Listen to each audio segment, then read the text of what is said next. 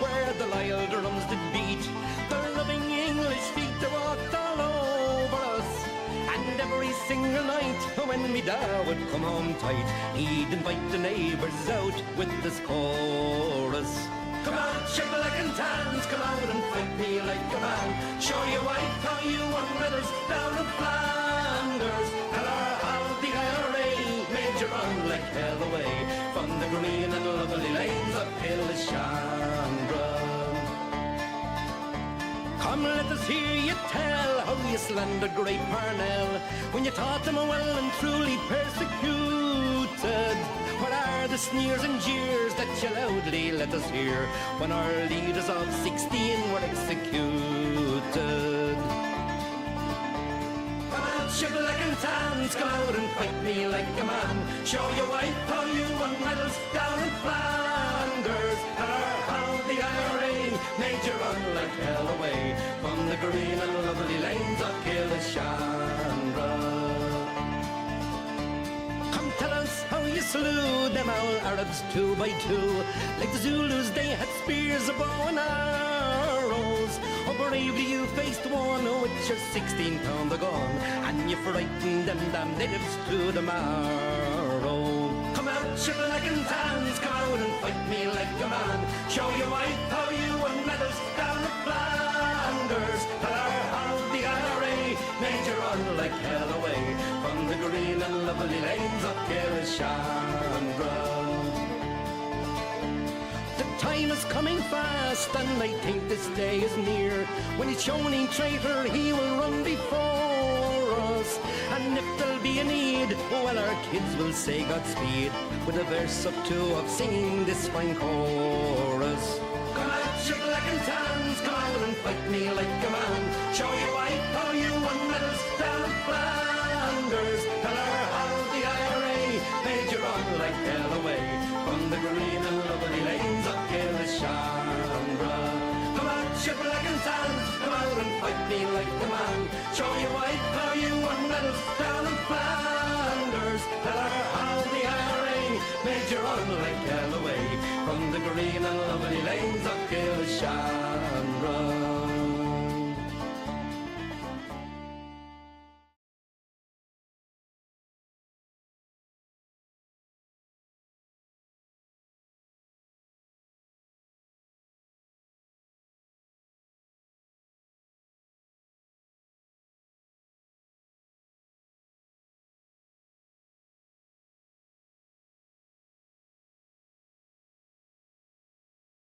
I'm muted, damn it. That was such a good intro. Anyway, welcome back, everyone, to the Net Ghost Rider broadcast. I'm Net Ghost Rider. Most people call me Ghost. Happy Monday, St. Patrick's Day, March 17th, 2025. How is everybody doing on this Monday? It was just brought to my attention, and I just saw that Israel has started bombing Gaza again. Shocker. Hard to believe. Friend of the broadcast, Iman, has texted Kiko to pray for them. So keep all of Gaza in your thoughts as Israel continues its ethnic cleansing because they're bloodthirsty assholes. It's fucking bullshit that this continues to happen over and over and over again, and that we continue to enable this shit and our tax money goes towards it. I mean, I guess it's fitting that they did it on St. Patrick's Day because they want to give a big FU to Ireland, because Ireland has been unapologetically pro-Palestinian, because Ireland understands what occupancy is, what occupied is like, and what it takes to no longer be occupied. I was going to do fun reacts today, but I think we might have to do some serious conversations reacts. I'm only doing reacts right now because I just got back from baseball practice and I got dinner cooking right now. So I was planning on doing reacts while I was eating.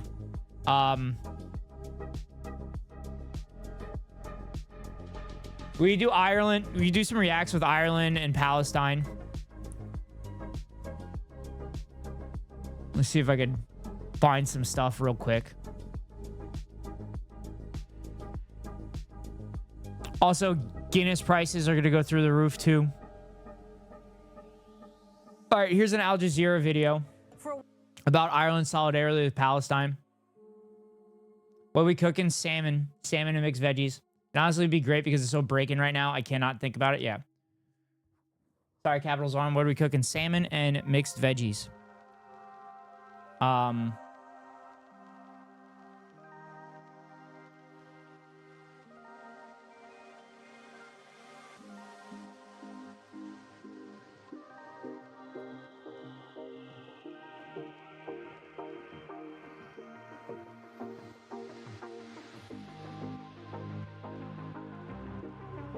Sorry, I'm changing the title. So yeah, give me a second. I'm getting it set up. I'm sorry, I literally got in the door like 30 minutes ago. So I showered shit and I got dinner together. So bear with me, please. All right, let me get title of the video.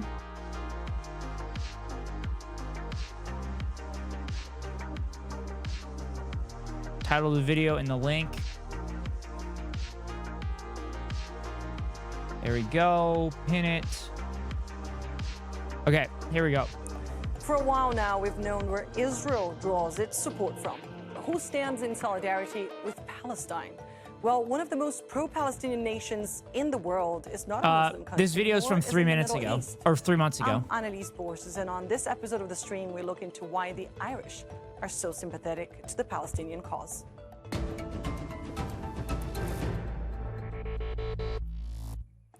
Let's begin the show with Andy Clark, an Irish history expert who you may know as Tenistry on Instagram. Here's his take on the historical link behind the relationship between the Irish and the Palestinians. Whenever you look at the British colonization of Ireland and the Israeli colonization of Palestine, it becomes very easy to see why so many Irish people stand with Palestine, because a lot of the things that Britain did in Ireland have been done by Israel in Palestine.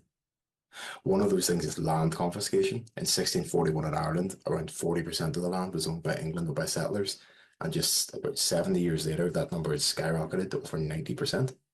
Another strategy is the use of religion to justify atrocities or to oversimplify a conflict. In Ireland, everything is boiled down to Catholics versus Protestants. In Palestine, everything is boiled down to Muslims versus Jews. In reality, these conflicts are political, they are colonial, but the use of religion to oversimplify them and remove nuance makes it easier to trick people into falling into one camp or the other.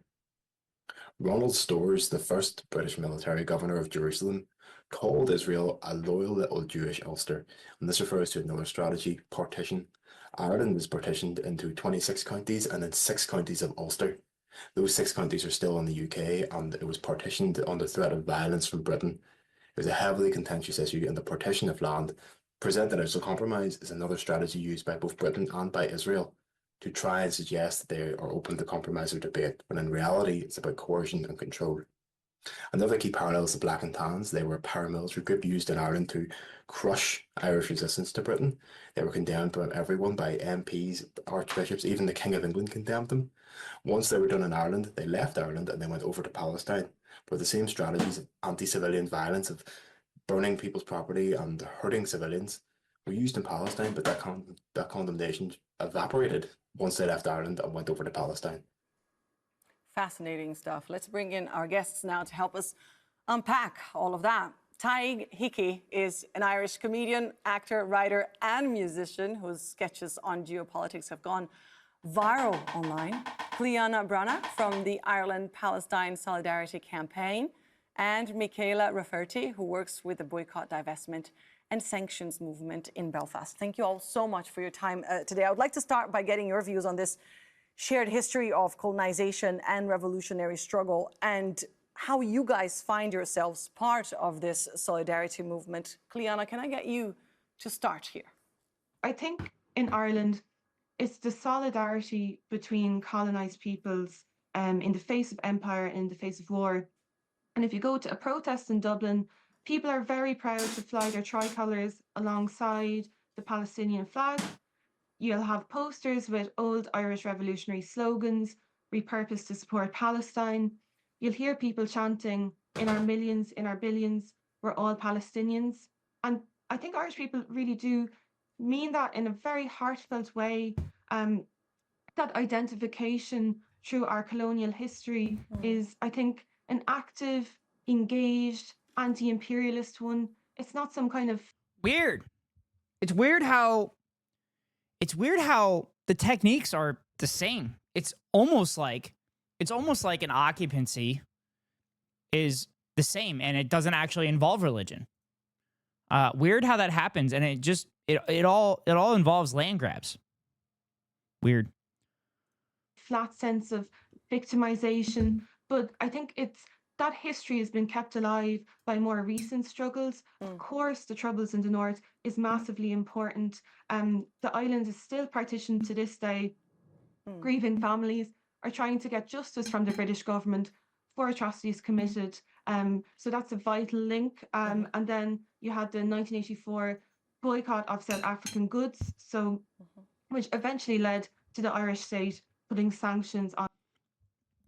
So, chat, we reviewed this last year, but the unionists, or the black and tans that they were talking about, had significantly more civilian targets than the IRA. And the IRA also would allow people, would give heads up to people to make sure that there's no innocent civilians ahead of some kind of attack. The unionists, civilian casualties, I think it was something stupid, like 80-some%. Maybe it wasn't 80-some, maybe it wasn't 80-some%, but I definitely have a clip of it. But it was like significantly more than the IRA. Except the IRA were the ones that were always painted as the bad guys, except they were fighting for liberation. So much so that my grandmother, who grew up in Northern Ireland, I asked her about this, if she supported the IRA, and she said no. One of my friends was killed by them. She said that he was a bar owner. Well, was he a unionist? Did he oppress Irish people? Never got that answer.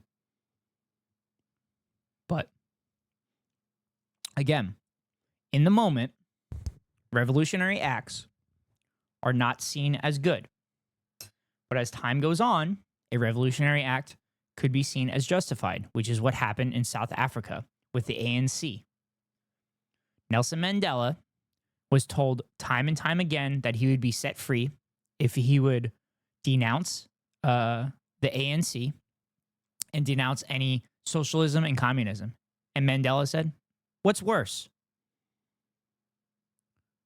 The violence that the ANC is doing as a result of apartheid, or the violence of the apartheid itself, which is leading to the development of the ANC tactics. The oppressor chooses the level of violence. As the oppressor increases the violence, the resistance must also increase it. That's what happens. If they don't want the violence to happen again, stop being violent to those being oppressed. Stop being violent to those being occupied.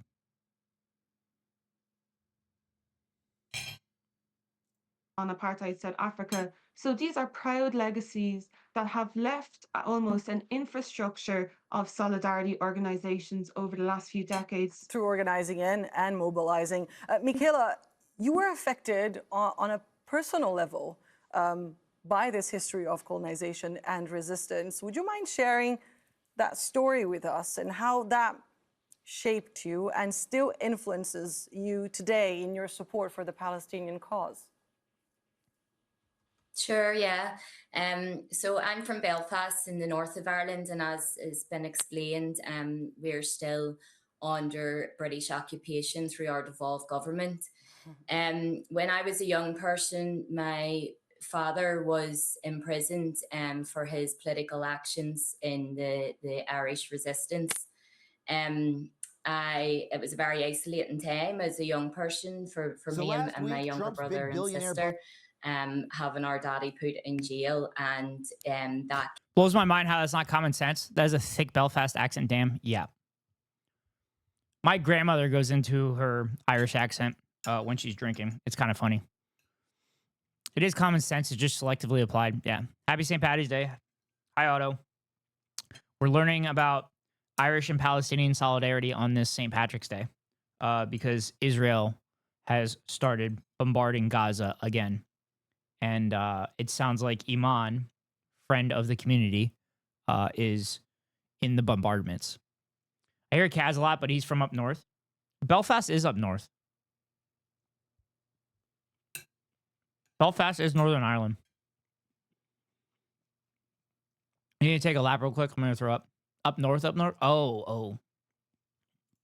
kind of dominant narrative that this was our fault as a family. And I was linked in through a support system, a youth organization. I was linked in with a young person in Palestine whose father was being illegally held in an Israeli jail, and the two of us kind of just became like pen pals and shared read letters to each other and shared our experiences with each other. So I remember that being a really a pivotal time, I guess, in sparking my own interest in what's going on in Palestine, and really feeling that close solidarity as two young people who were living these oppressive systems. And yeah, then I just continued to try to understand the Palestine struggle. I went to visit Palestine myself, and unfortunately, like through the contact that me and this girl had carried on for a few years, and then I think at some stage our letters were intercepted and we lost contact. And I do often wonder where's she and where's her family and what's going on for her. So yeah, I feel like as Irish people, we as people and citizens of the world, first and foremost, we have an obligation and a responsibility to do all that we can to free Palestine and to end these atrocities, but particularly as Irish people who know too well what colonialism actually feels like. We have a duty to stand in active solidarity with our brothers and sisters in Palestine. But it is interesting that it still surprises many people around the world today just how much you guys stand in support with Palestine. Tig, a large Chad, for those that don't know who Kneecap is, we watched a video where they were featured. They were featured in it. And the group is in Australia right now. Irish rap group Kneecaps takes missing severed head of King George on stage at Australian show after statue was beheaded during a streak of anti-colonial vandalism. The mask guys. Yeah. One guy in a mask because he was a teacher. Also, Hassan's going to have them on the broadcast. I don't know when, but Hassan's going to have them. The head was stolen last year. I do not condone those actions, but it's hilarious.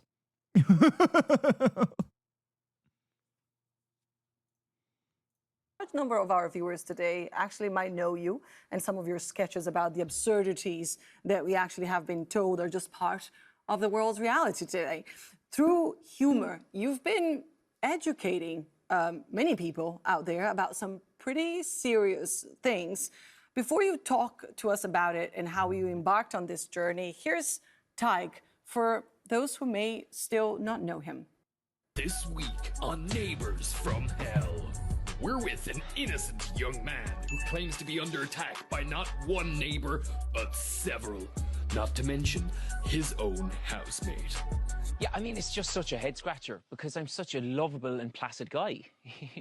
You know, I mean, these ruffians here, openly hostile towards me, particularly at the moment for some reason. And can you think of anything that might have provoked that?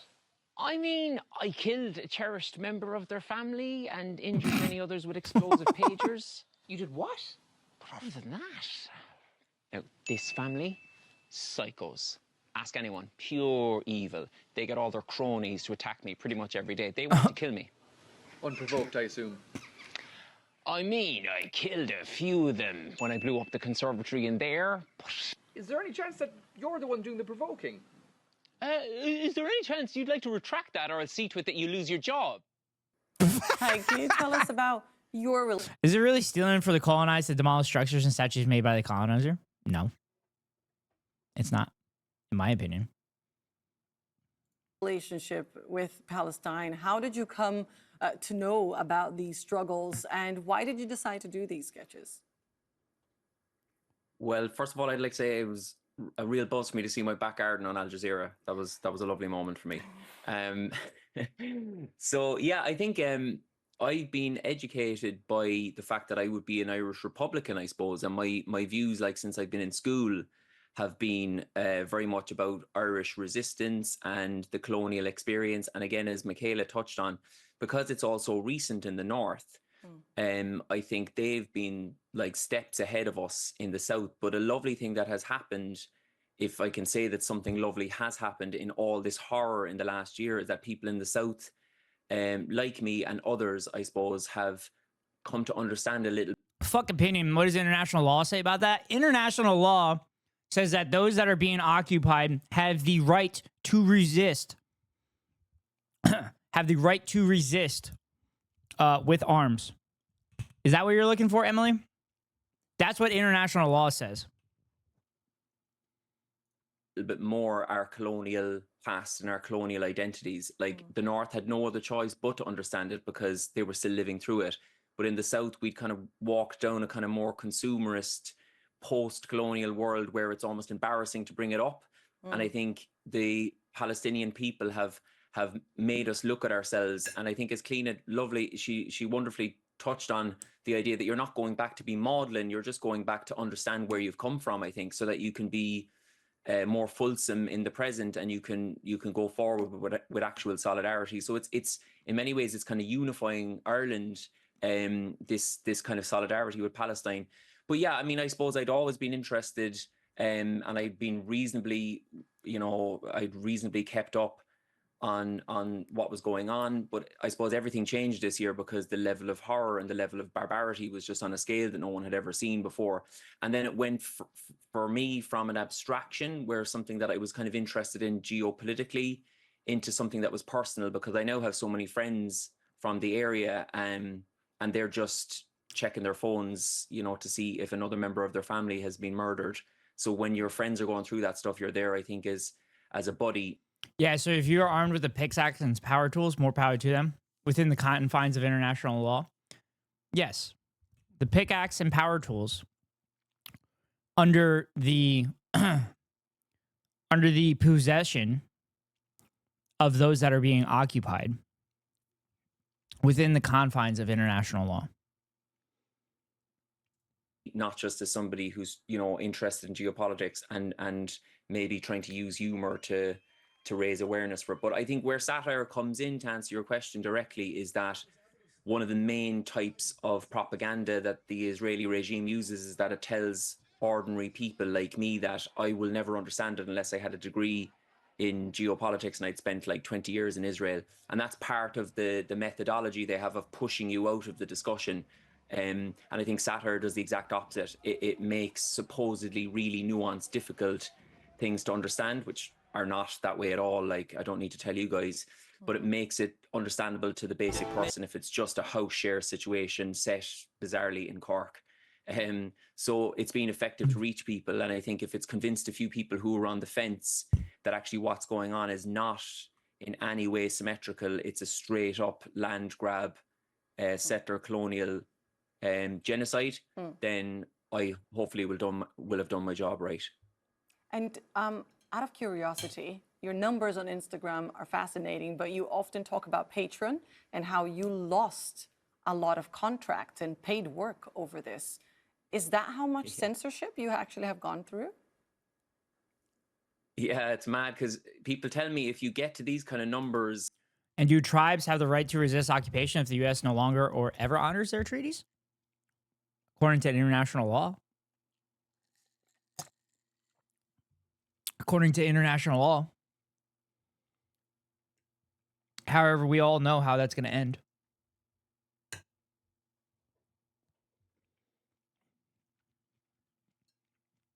We all know how that's going to end.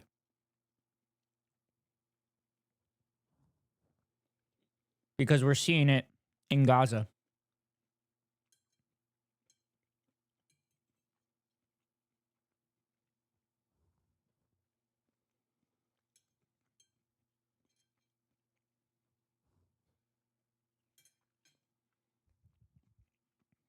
Yeah, sadly. Except it'd be even worse than Gaza. Because they don't have anywhere to go. They wouldn't have, resistance wouldn't have tunnels, networks, and everything. They'd be just wiped out. Because that's American history right there. That's literally how American history worked. They wiped out the Native American population. On social media, Yeah. you would have. So the only way that that would be plausible in a hypothetical scenario would be if people stood up together in solidarity and showed resistance by international law.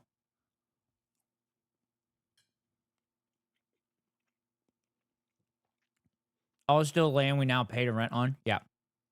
Have a great life. Like, you'd never have to worry about anything again. But I haven't had a single offer of a paid partnership. And I used to do a lot of voiceover work. So this is, hopefully we'll get to this. This is the kind of reality of Ireland. The people in Ireland are amazing. I'm so proud of them. In my own county, we've got rallies and marches and protests in every little town in Cork. And I'm so proud of that. But the elite, the people that run this country, particularly the government, the establishment, different story altogether. So to give you one. It's precisely that. Sorry, go ahead. That is precisely what we're going to talk about now, and I would like to get your guys your take on this, because indeed Ireland has been extremely outspoken about Israel's genocidal actions in Gaza, but there are questions over whether the Irish establishment is doing enough about this issue. And Cleanna, Ireland has been accused of complicity even in funding. In the funding of Israeli settlements, and some of its leaders have been roundly criticized for meeting with political figures that have been contributing to the genocide, like US President Joe Biden. Why would you say the government and the establishment, again, insists on that position despite public opinion? Well, I think very simply, it's the American relationship. There's pressure on the government in one way, direct political pressure from the United. The Blackfoot are so awesome. They made sure everyone in the tribe was taken care of first. Funny enough, Maslow stole their culture, but he couldn't believe they would do it willingly. So he flipped the roles upside down for his triangle. It was actually, I didn't even recognize Maslow, but I'm assuming it's a fucking economics person that said that created trickle-down economics. Actually, I'll just Google it real quick. United States, as in you have congressmen writing threats to the Irish government. Psychologists? Warning them, if you enact sanctions on Israel, here's what we're going to do to you. In another sense, our government is a right-wing one. It's a neoliberal one. It's interested in the hierarchy he needs. So you're saying he flips it upside down? So self-actualization is the...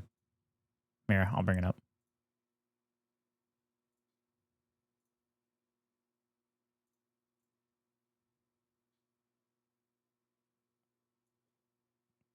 So you're saying this should be reversed? Basic needs, physiological needs, food, water, warmth, rest, safety needs, security, safety, psychological needs, belongingness and love needs, intimate relationships, friends, esteem needs, prestige, feeling of accomplishment, self-fulfillment needs, self-actualization, achieving one's full potential, including creating creative activities. I say in the Blackfoot tribe did it the opposite? Or you're saying the tribe took care of this stuff down here? Yeah, the Blackfoot said if they took care of the top, the bottom just happens. I can see that. Because you're taking care of yourself. And then then after you take care of yourself, you can take care of others. I mean, it's the same shit that I've been saying since Trump has been elected. in profits. The Irish economy is based on foreign direct investment, which means that basically most of our jobs come from multinationals based here in Ireland. The government is scared of scaring off multinationals. Now, there is an argument to be made that multinationals don't really care about Irish foreign policy. They care about our lovely tax breaks that we give them. So I think there's another, a third kind of factor in this as well, in that I think, as Taig touched on, the Irish government and the Irish media, to a large extent, identify psychologically with the American liberal politician class. They don't like to see themselves as coming from a colonized nation, or as, having that legacy of anti-colonial resistance. They very much identify with big imperial powers of the West, the EU, and of course NATO members, which is going to be trouble. Basil didn't believe anyone would do that on their own. So he said the only way for that to happen is for people to find their reason to want first. God damn, that guy's brain was fucking melted by capitalism. Literally, the only reason human civilization continued to exist is because they took care of everybody. These fucking assholes. For our neutrality down the line. But yes, I think put it simply, it's Ireland's very close relationship with the United States. With America and US dollars. I'd like to bring up Sinn Féin here, this party with historical ties with the Revolutionary Irish Republican Army, accused now of betraying the movement's revolutionary roots and failing to back up their words of support for Palestine with concrete action. Here's a segment of a speech delivered by its spokesperson, Matt Carthy. Just as we have stood with those from every corner of the world, of every race and of every creed, who loudly and proudly declare, in our thousands, in our millions, we are all Palestinians. In our thousands, in our millions, we are all Palestinians. Michaela, we have to give it to them. It's very rare that we hear spokespeople of Western political parties speak like that about Palestine. But would you say disappointing is the word to define the lack of action here with regards to what is happening on the ground, given Ireland's history? What would your father think of that, for example? Well, I think it's completely disappointing, but unfortunately not at all surprising. I think Sinn Féin have claimed to be a party of the people. They've got into power representing working class communities and those that are fighting British imperialism. That's how they rose to power. And now that they have gained that power, they have completely turned their backs on the communities that got them there. And we have seen that through their housing policies, through the political choices that they've made in the North time and time again. I'm a youth worker. I work with young people who have been pushed to the margins of society, and a lot of that is at the hands of Sinn Féin. And I think that whenever it's very easy for people to speak these words and say, "Hi." Chat, for those that don't know the Irish party Sinn Féin, they are the party believed to have connections to the IRA, the original IRA, and they had won majority seats in Northern Ireland. I think it was about a year and a half ago. But the British loyalists in Northern Ireland refused to acknowledge a government run by Sinn Féin.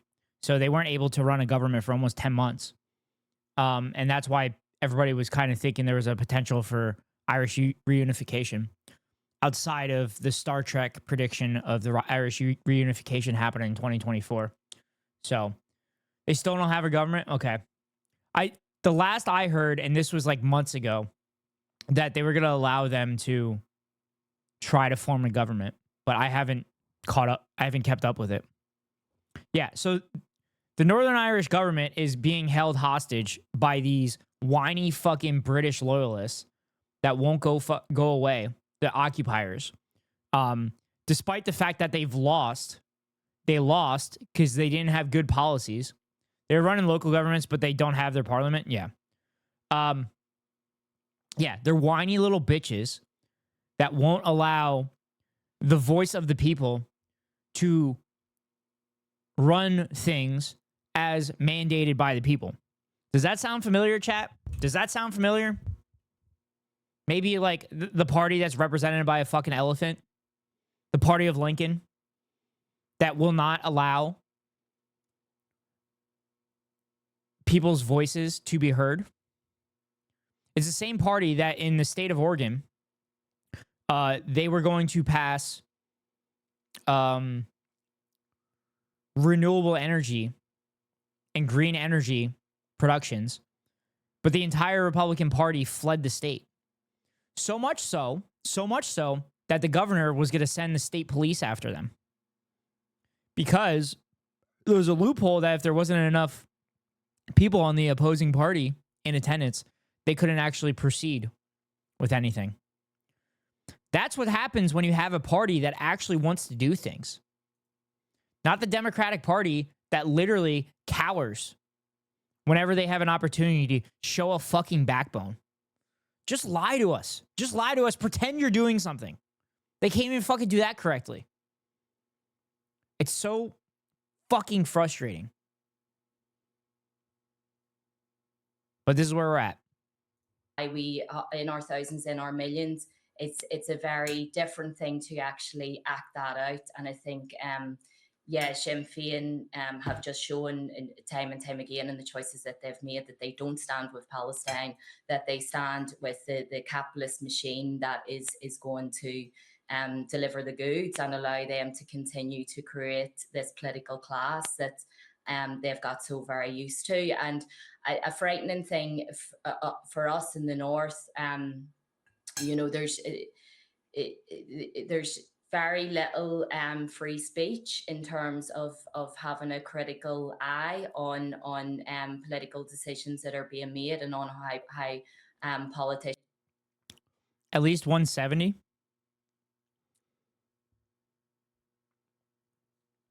Was that for Oregon, Plank? Is that what you're talking about for Oregon? Chat, I'm going to get up. I'm going to get some pineapple. I'll be right back. Are conducting themselves. People have lost jobs. People have lost funding, have lost... it's censorship in speaking out against Sinn Féin is quite frightening, I would say, for us in the north. Ty, your take here. Do you agree that there is this disconnect between the people and those in power? And would you say people are aware of that? I mean, just one example is the Occupied Territories Bill that's been kind of rolling around since, I guess, 2018. Nothing has been done. Now political parties are saying, oh, vote for us, then we'll actually enact it. Can you tell us a little bit more about this disconnect and whether people are familiar, are aware of that? Yeah, definitely. And I mean, just to say, Sinn Féin are not in power in the South. It's important to say that Fianna Fáil and Fine Gael are our ruling parties in the South, and they've been in government for a long, long time. So in the South, I'd like to put the focus on those parties because they're in government right now and they're being duplicitous right now. They're, our Prime Minister, our Taoiseach, Simon Harris, he's known as the TikTok Taoiseach. He's better on social media than I am. He understands the optics of things very well and he'll say the right things. We've got a government who are excellent at saying the right things. Then we'll find, because Arab nations don't understand the intricacies of Irish politics, just like we don't understand the intricacies of the Middle East, then what happens is that he says something and it goes viral around the Middle East and he gets lots of pats on the back and photo opportunities. But in real terms, as Francesca Albanese pointed out, the most vocal countries like Ireland, what have they done? Really nothing. And I think she described it as a disgrace. So there's the Occupied Territories Bill, which is knocking around since 2018, as you say. It would ban importing goods from the Occupied Territories. Are at least 170 dead in Gaza, according to Quds. Like Plank said earlier, the numbers are just going to go up. Chat. Pineapple slices with cinnamon on it. It's a great dessert, especially when you grill the pineapple. But I obviously didn't have time to grill the pineapple because I'm live. But it's still pretty good like this. I actually made fish with pineapple on top last night. I probably should have did big camera on that one because the context looks bad there. Deputy leader is now saying that it needs to be rewritten, even though it's passed through both houses of parliament. So there's a bit of chicanery going on because we're on the precipice of an election. We've got a thriving dual use trade with Israel in the middle of a genocide, a country that's supposed to be, as you're saying, and as we're here to discuss, that we're loyal and steadfast supporters of Palestine, and yet our government is engaging in allowing like 700% increase in trade. Our central bank is buying Israeli war bonds at the moment. And I think the most disgraceful thing is that our airspace, and particularly Shannon and Aldergrove and Belfast, are being used by US military, and that's on the increase all the time. So as a government, we say the right things about Gaza and about Palestine, but actually I think our government is if anything, is pro-Israel. And yes, the people have cottoned on. We had a pretty epic protest at Shannon Airport recently, and we're planning another one. I think the people see through the crap at this point. And personally, I'm embarrassed. For a long time, I was kind of proud that as a nation we were being spoken about as like such supporters, but actually it's time to, let people know that our government are actually a disgrace on this matter, and they're trying to fool people, and we will no longer accept it. We as an Irish people, I think, much more than our government, will no longer be complicit in this genocide, and there's activism happening all over the country, and I'd like to think that we're going to see serious developments and force their hand and get them to actually do their job. Kriana, a final word here on where to from here in terms of keeping this level of mobilization of the people. We've been talking about the differences in the north and in the south of Ireland, but how overall do you think people can keep supporting Palestine and Palestinians in the midst of all this, considering everything that is going on politically in your own country? I mean, how do you keep the momentum here? Well, the momentum, I feel, is not flagging at all. I actually think it's really ramped up in the past few weeks. Certainly, I can see an influx of new members into my organization after Israel's horrific attacks on North Gaza. There's always time for people to get involved and new members. And as Taig had mentioned, we've had massive mobilizations in Shannon Airport. So we've got two really important things to pressure the government on. One is the Occupy Territories Bill to prohibit, the good. Reuters has a live feed in Nasser Hospital right now. You could hear the azan and explosions. I'm praying to whoever for the people of Gaza.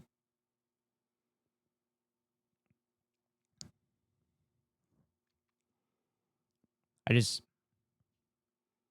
have any words. The only thing we can continue to do is to continue to give the voiceless a voice and to speak up for them. This is the whole reason. This is the whole reason I started this stream. This is the whole reason I started my YouTube channel, because I'm a very, very privileged person. I'm a cishet white dude. So it's going to be up to people like me speaking up for the voiceless, because that's ultimately what needs to happen and what has happened historically. And I'm not trying to paint myself as a white knight. I'm just stating that more people like me need to speak up and need to push back on psychotic comments and shit. And point out that they're psychotic comments. Normal in a psychopathic world is not normal. That are being manufactured in the illegal settlements in the West Bank.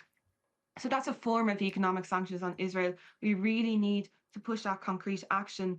As we've been saying, the government doesn't deserve plaudits for its well wishes during a genocide.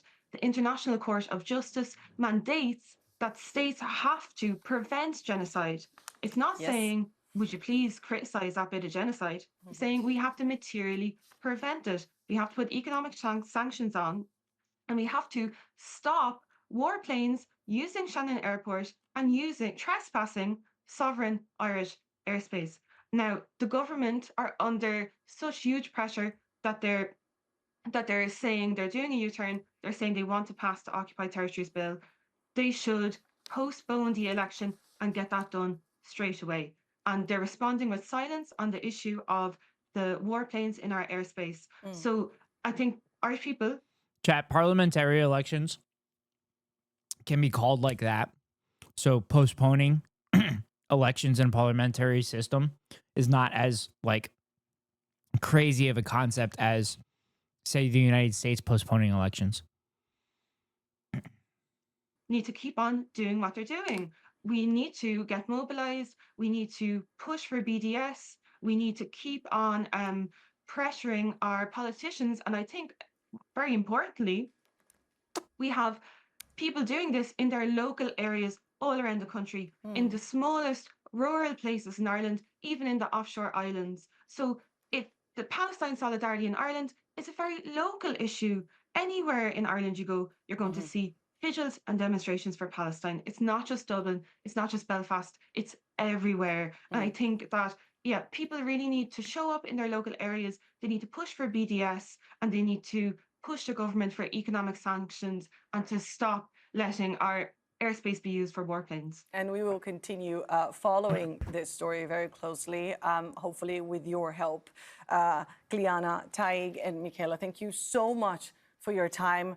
Thank you for being part of the stream today. And thank you all for tuning. Okay, I'm glad she mentioned BDS there at the end, because that's actually what I wanted to talk about next. So the BDS movement is boycott, divest, and sanction movement, and it is done against the state of Israel, because that is what was done against the state of South Africa to end its apartheid. I imagine you really know what's happening in Gaza right now, since you often watch something else on another screen. At the start of stream, I found out what was happening in Gaza, and that's why we're talking about Ireland's solidarity with Palestine, and that's why we're reacting to shit about Palestinians and Israel and the BDS movement and all this stuff. But yes, Emily. And I'm also not, I have it paused on the other screen, and I'm an hour into Hassan's VOD, so I'm not going to get to it until late in my stream, if not after my stream.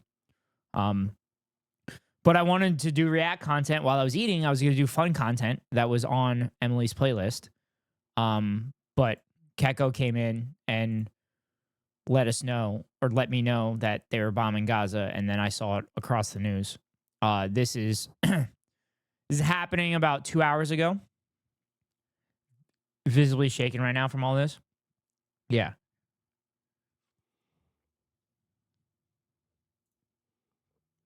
Yeah. All right, so let's watch the video on that SCAT was talking about with the Blackfoot and Abraham Maslow. And then as we do that, I'm going to clean up my dinner and get some more water. So people when I made this video, so I'm here to do it again. Did you know that Maslow's hierarchy of needs might actually be the appropriation and misrepresentation of the teachings of an indigenous tribe? You see, when Abraham Maslow was 30 years old, he needed to test a theory of his that social hierarchies are maintained by dominance of some people over others. And to test this, Maslow arrived in Siksika to meet the Blackfoot tribe. And immediately they started proving his theory wrong. He found stupidly high levels of cooperation and very minimal inequality. Everyone had enough food to eat and had very high levels of life satisfaction. In fact, Maslow estimated that 80 to 90% of the Blackfoot tribe had a quality of self-esteem that would only be found in about 5 to 10% of the American population. Maslow had found a place where self-actualization was the norm. To define self-actualization for you, Maslow described it as the desire to become more and more what one is, to become everything that one is capable of becoming. Now, Maslow wanted to find out why this was, so he decided to seek out the people in the tribe who were unusually successful. So he started with the wealthiest members of the tribe. And then he discovered something really weird. Quote, "For the Blackfoot, Wealth is not measured by money and property, but by generosity. The wealthiest man in their eyes is one who has almost nothing because he has given it all away. Giving away one's property and possessions was what gave someone within the tribe security and prestige. Side note, here's a funny quote of what Maslow thought of the white people who were living nearby. The more I got to know the whites in the village, who were the worst bunch of creeps and bastards I'd ever run across in my life, the more it got paradoxical. So now Maslow had seen the positive deviants in the community, the unusually successful. Maslow now wanted to look at the negative deviants, people who were committing crimes, and what the tribe might do to those people who break the law. He wanted to see how the tribe was going to deal with this without the social dominance of one person to another. He found that, quote, when someone was deviant, they didn't peg them as deviant. A person who was deviant could redeem themselves in society's eyes if they left that behavior behind. So Maslow's like, okay, so maybe it's like them raising their kids. Like, how do they treat their kids? And he found that the children were also treated as equals within the society, which, you know, to an American in the 40s, seeing this, wild. And despite the fact that these children were given pretty much complete freedom, they listened to their elders and they served their community like everyone else.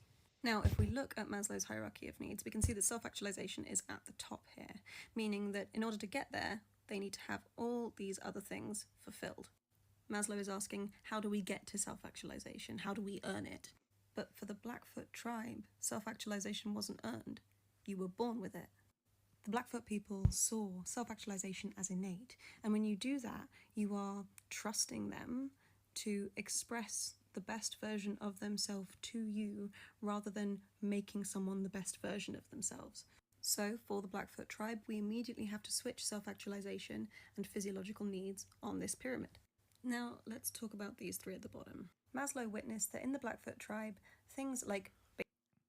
I mean, it's like I said earlier, take care of yourself and then you can take care of other people. I didn't even know about this pyramid, to be honest with you. Seems like I understand it. By accident. Basic needs, safety, and conditions for the expression of purpose was seen as a community responsibility, not an individual one. This is where Dr. Cindy Blackstock comes in. Dr. Cindy Blackstock refers to this responsibility as... I mean, it's just like I understand at the top of every hour I have to run a 3-minute ad. If you want to avoid the ads, you can pay $5.99 for a subscription or get lucky and get gifted a sub, or you can link your Amazon Prime account to your Twitch account and get a free monthly subscription from Daddy Bezos to your favorite streamer. Hopefully that's me. If it's not me, hopefully it's Keiko. And you could also share links and share the emotes across the Twitchverse. But if you don't have a subscription and then you get stuck behind the 3-minute ad break, that comes now. 8 out of 10. Thanks, Esco. As community actualization. I wanted to say it earlier, but I had a mouthful of food. Over here we have Maslow's hierarchy of needs, and over here we have Cindy Blackstock's First Nations version of this pyramid, but we're going to get on to why maybe a pyramid wasn't the best choice for this. Before we do that, let's look at the top of the pyramid. Many First Nations have created formal and informal ways of transferring wisdom from elders to youngsters, generation to generation, to ensure that they are able to continue to support community actualization and self-actualization. Cindy Blackstock explained, First Nations often consider their actions in terms of the impacts of the 7 generations. This means that one's actions are informed by the experience of the past 7 generations and by considering the consequences for the 7 generations to follow. Blackfoot scholar Billy Wadsworth says that Maslow did not fully situate the individual within the context of community. He says that if Maslow had done so, the model would be centered on multi-generational community actualization versus on individual actualization and transcendence. So up here at the top of the triangle, we have the passing down of knowledge. But now let's talk about the problem of the triangles. Triangular models like these suggest there's a place we start meeting our needs and a place where we finish meeting our needs. Do we always need to follow the same route? Because Maslow himself admitted there were many exceptions to his rules. Human needs aren't hierarchical, they aren't independent, they are interdependent and holistic. Physiological needs don't always come before love, for example. This can be proven by soldiers going to war and willing to die for their country. There is another model. There is another way. Enter Terry Cross. Remember that's... Or die for the benefits of capital owners and whatnot. Stuff I just said about needs being interdependent and soldiers going to war. That's Terry Cross, baby. He's a Seneca First Nation member and a psychologist, and Dr. Cindy Blackstock decided to try and represent his ideas in a different diagram. This one. This diagram takes into account the fact that, depending on the situation, the order in which our needs have to be met is changeable. It takes into account that our needs are often related or can be experienced simultaneously.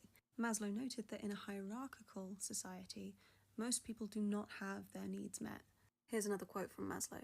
Since in our society, basically satisfied people are the exception, we do not know much about self-actualization, either experimentally or clinically.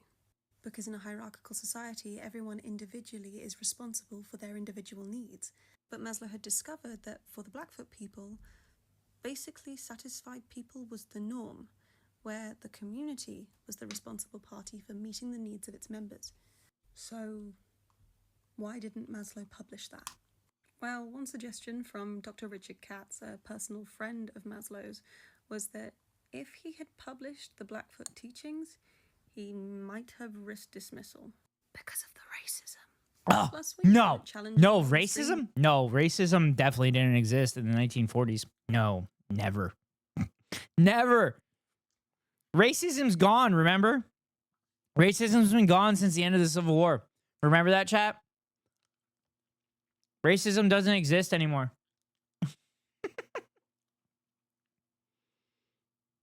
Worldviews is dangerous. Look at Galileo. Before I round up this video, I'm gonna leave it with a quote from Lakota medicine man John Fire Lame Deer. Before our white brothers came to civilize us, we had no jails. Therefore, we had no criminals. You can't have criminals without a jail. We had no locks or keys, and so we had no thieves. If a man was so poor that he had no horse, teepee, or blanket, someone gave him these things. We were too uncivilized to set much value on personal belongings. We wanted to have things only in order to give them away. We had no money, and therefore a man's worth couldn't be measured by it. We had no written law, no attorneys or politicians, therefore we couldn't cheat. We really were in a bad way before the white men came, and I don't know how we managed to get along without these basic things which, we are told, are absolutely necessary to make a civilized society. Dripping in sarcasm. I love it. If you want to know more about everything that I've spoken about in this video, go and check out Teju Revilichan's article on this. It's Fun fact: Blackfoot are matriarchal too. Yeah, the Marshallese are matriarchal as well. And I guess technically Jewish people are matriarchal, right? Because you take the mother's religion. So if you have a Jewish father, you're not actually Jewish, if I understand that correctly. Spiders too. Spiders are matriarchal. Doesn't the mother eat the father after they mate? It's incredible. It's where I got all this information from. All the sources are listed at the bottom of the page. I would really recommend it. It's a great read. All right. So back to what I wanted to talk about with the BDS movement. All right. It's a quick 2-minute video from Middle East Eye.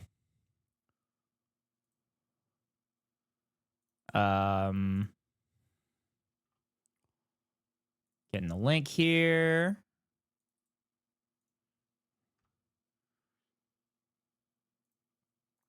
Okay, pin it.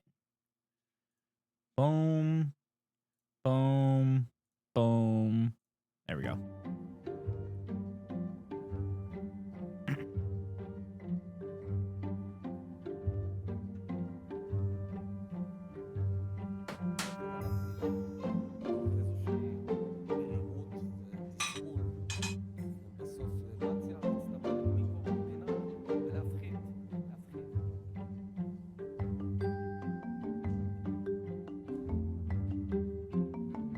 God damn it.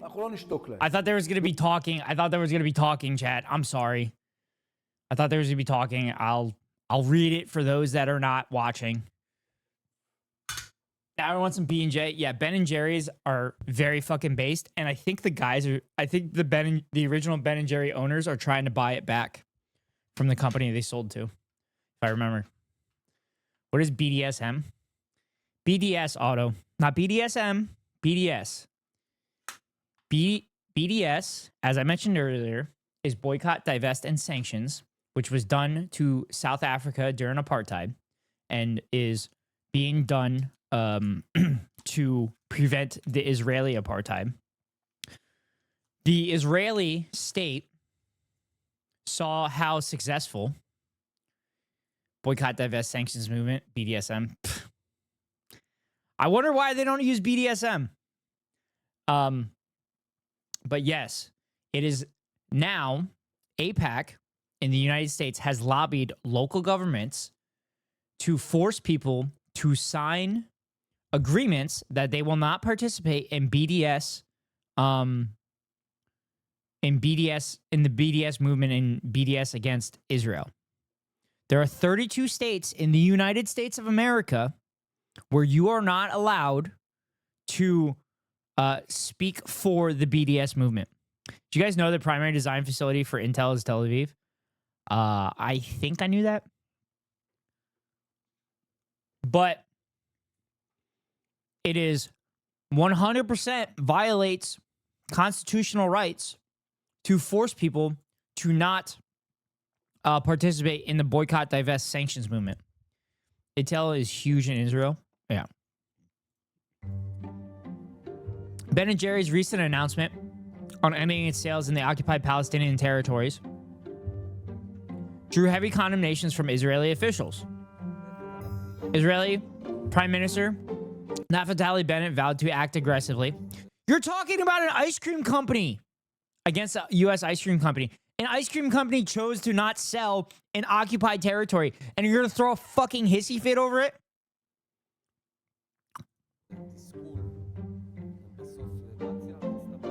Calling their decision a clearly anti-Israel step. Yeah, it is an anti-Israel step because Israel's an apartheid state. Are they mad that they stopped selling in Palestine? No, Palestinian occupied territory. They stopped selling in West Bank. Sounds like capitalism to me. Yeah, why can't a company choose where they sell their products?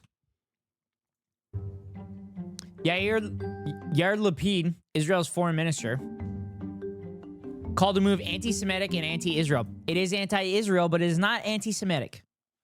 You are conflating the two. Israel does not represent Judaism, just like ISIS does not represent all of Islam. We won't be silent. Over 30 states in the United States have passed anti-BDS legislation in recent years. That's not a good thing. That's not a good thing. It's unconstitutional. Those laws are unconstitutional. I plan on asking each of them to enforce these laws against Ben & Jerry's. God damn it. Aren't Palestinians Semitic too? Yes, but it's widely understood by all of the world when you speak about Semitic people, you're speaking about Jewish people. Language changes. But yes, technically all Arabic people from in the Middle East are Semitic. But it is understood, particularly since World War II, that Semites are only acknowledged as Jewish people. So they won't treat us in such ways. What? It's a company! It's a company! They're choosing to not sell in your country. That's it. That's all they're doing, and you're throwing a hissy fit. What the fuck is wrong with you? They're throwing a hissy fit because they don't want other companies to do the same thing. They're trying to scare other companies from doing the exact same thing because they know boycott, divest, sanctions movement fucking works. Try pulling that in a linguist professor's class. But Ben & Jerry's still sells in Israel, just not in Palestine. I don't get it. They don't sell in the occupied territory of Palestine. They are not selling in the settler areas in West Bank. Also, I don't even know if they sell in Israel anymore.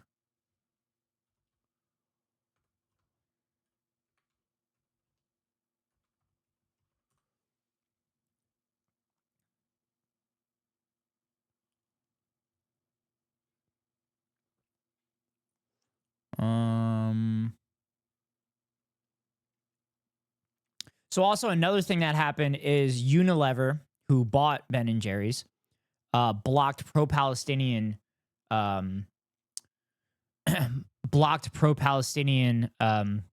statements coming out of Ben and Jerry's.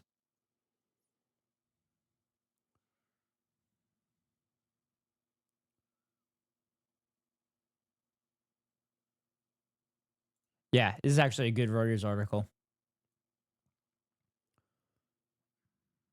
Fuck it.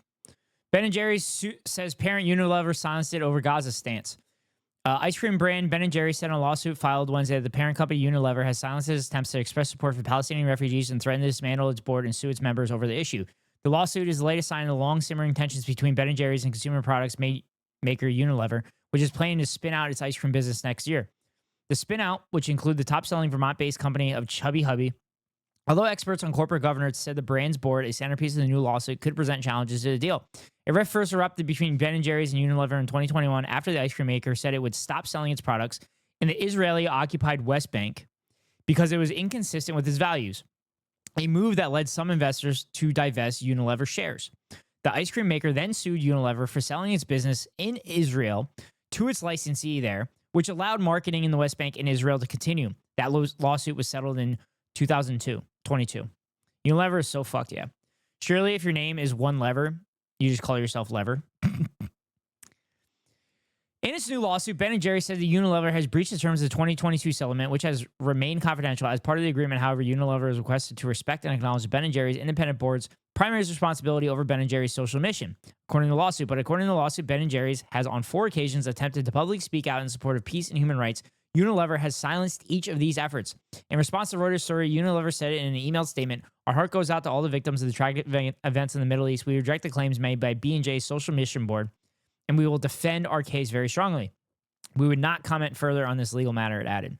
Ben & Jerry said in an email, "We are confident that these issues will ultimately be resolved due to the ongoing nature of litigation. We are unable to comment on specifics." The lawsuit was filed in Newark Federal Court. Minor Myers, a professor at the university, blah, blah, blah. Ben & Jerry's situation would be a front of mind of any possible buyer. To the extent that Ben & Jerry's, a subsidiary, wants to be liberated to say what they want, it may impact the sales of the flagship ice cream brand. That would result in lower valuation for Unilever's ice cream brands, Myers said. There are few concerns if the ice cream brands become a separate publicly traded company, Myers said. Ben & Jerry said in a lawsuit it has tried to call for a ceasefire and support the safe passage of Palestinian refugees to Britain, back students protesting at the U.S. colleges against civilian deaths in Gaza, and advocate for a halt to the U.S. military aid to Israel, but has been blocked by Unilever. The independent board separately spoke out on some of the topics, but the company was muzzled. The lawsuit said Ben & Jerry's said that Peter Turkoglu, Unilever's head of ice cream, said he was concerned about the continued perception of anti-Semitism regarding ice cream brand voicing its opinions on Gazan refugees. They are fucking human beings. That is fucking insane. To say that we think refugees should have a roof over their head, have food in their bellies, and to be comfortable is anti-Semitic. That is fucking crazy. Ben & Jerry selected the left-leaning Jewish Voice for Peace in the San Francisco Bay Area chapter of the Council of American Islamic Relations among the Unilever also required under the settlement agreement to make a total of $5 million in payments to Ben & Jerry's for the brand to make donations to human rights groups that is choosing. According to the lawsuit, Ben & Jerry's selected left-leaning Jewish Voice for Peace in the San Francisco Bay Area chapter of the Council of American Islamic Relations, among others, the filing says. Unilever and auditors objected to the selection, saying that Jewish Voice for Peace was too critical of the Israeli government, according to the lawsuit. Jesus Christ. Imagine saying I'm the head of ice cream and then also being dick. Oh, fuck. Ben & Jerry's has positioned itself as socially conscious since Ben Cohen and Jerry Greenfeld found the company in the renovated gas station in 1978. It kept that mission after Unilever acquired it in 2000. Unilever's dozens of products include Dove soap, Hellmann's mayonnaise, Knorr bouillon cubes, surf detergent, and Vaseline petroleum jelly. Anyway, let's continue. Lipid also accused Ben & Jerry's of disgraceful capitulation to boycott, divest, and sanctions movement. So what is the BDS movement? Also, it's so dumb of Israel to point out what the BDS movement is, because now people are going to literally Google it. People are literally going to Google what BDS is. The official civil society-led BDS... Oh, fuck. Sorry. I read slow. The official civil society-led BDS campaign launched in 2005, seeking to apply financial pressure on Israel to address its violation of Palestinian rights. Unilever also makes chemical weapons. Emily, I thought chemical weapons are against the Geneva Conventions. Are you telling me that there's still people making chemical weapons? Like tear gas, which aren't allowed on the battlefield, but are allowed by cops to be used on protesters? Axe body spray? Oh, god damn it, Emily. Chemical weapons are based. I mean, if you're talking acidity rating, maybe they're based. It was founded against the backdrop of the collapse of Israeli-Palestinian peace negotiations and the violence of the Second Intifada. What are the goals of BDS? The BDS movement set out 3 fundamental aims, saying it wanted to pressure Israel to comply with international law. Think about this. A group is, all they're saying is to comply with international law, and they're being painted as literally the worst human beings who have ever been on the earth. They are asking a country to literally adhere to international law. These include ending the Israeli occupation of Palestinian territories in East Jerusalem and the West Bank.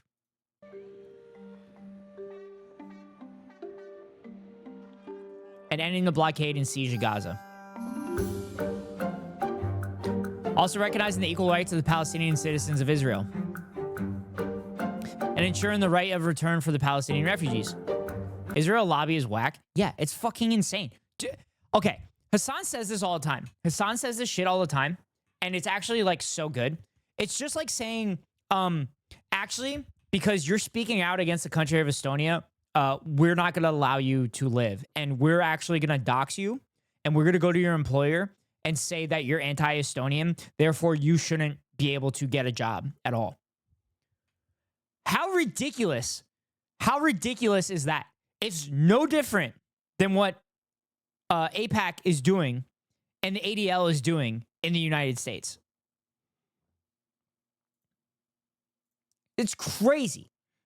That's insane. It is a foreign fucking government. You can't speak out against a foreign government. It's not part of the United States.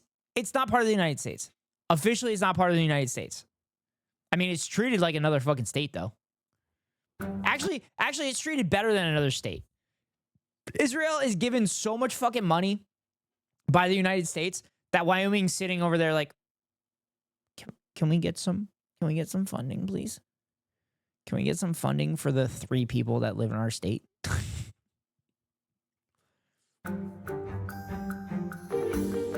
Israeli government officials have denounced the BDS movement. District of Israel, yeah. Calling it anti-Semitic and claiming its ultimate goal is to eliminate the Israeli state. No. The ultimate goal is to eliminate the current apartheid Israeli state. They're self-reporting here. They're literally acknowledging that the Israeli state is an apartheid state. God damn it, these guys are fucking idiots. Wyoming looks nice though. Yeah, but there's Nazis. To be fair, there's Nazis everywhere in the country. Wyoming. Actually, that girl I was dating last summer grew up in Wyoming. And when we have freedom of speech, we should be able to criticize, even if it was America. I criticize America all the time. I'm criticizing America literally every morning when I wake up. Yeah. Which we also don't have that freedom of speech because people that are protesting are getting thrown into paddy wagons and getting tortured by fucking ICE. Wyoming is half uber wealthy and half dirt farmers. Yeah. Yep. And that's like, that accounts for like, so like there's 1.5 people that are uber wealthy and 1.5 people that are dirt farmers in Wyoming because there's only 3 people in the state. There's only 3 people in the state of Wyoming. There's nobody else. There's just 3 people. And those 3 people get to vote for 2 senators. The exact amount of people that the like 20 million people in California get to vote for. One rich dude moonlights as this dirt farmer. They're all cops. In 2017, Israel paused a law banning BDS supporters from entering the country. 35 million, my bad. 35 million in California vote for 2 senators. And Wyoming also gets 2 senators for the 3 people that are there.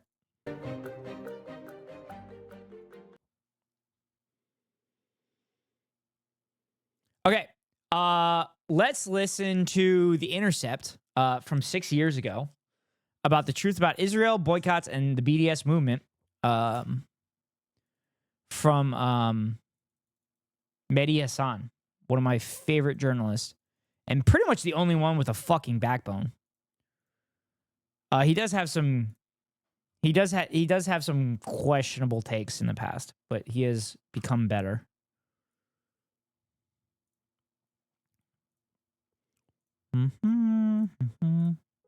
BDS is Iowa 2 based. Dude, Iowa has 5 people. Otto, Iowa has 5 people. Come on. I thought Wyoming was just like adjacent country to like Iowa or something. I don't know. I'm bad with this stuff. in the headlines. That's boycott, divestment, and sanctions. County. The Palestinian-led movement Adjacent county. that targets Israel for human rights violations and... Okay, I can see I'm not welcome here. Oh, come on, Otto. You're part of the 5 people. I'm not saying those 5 people aren't important.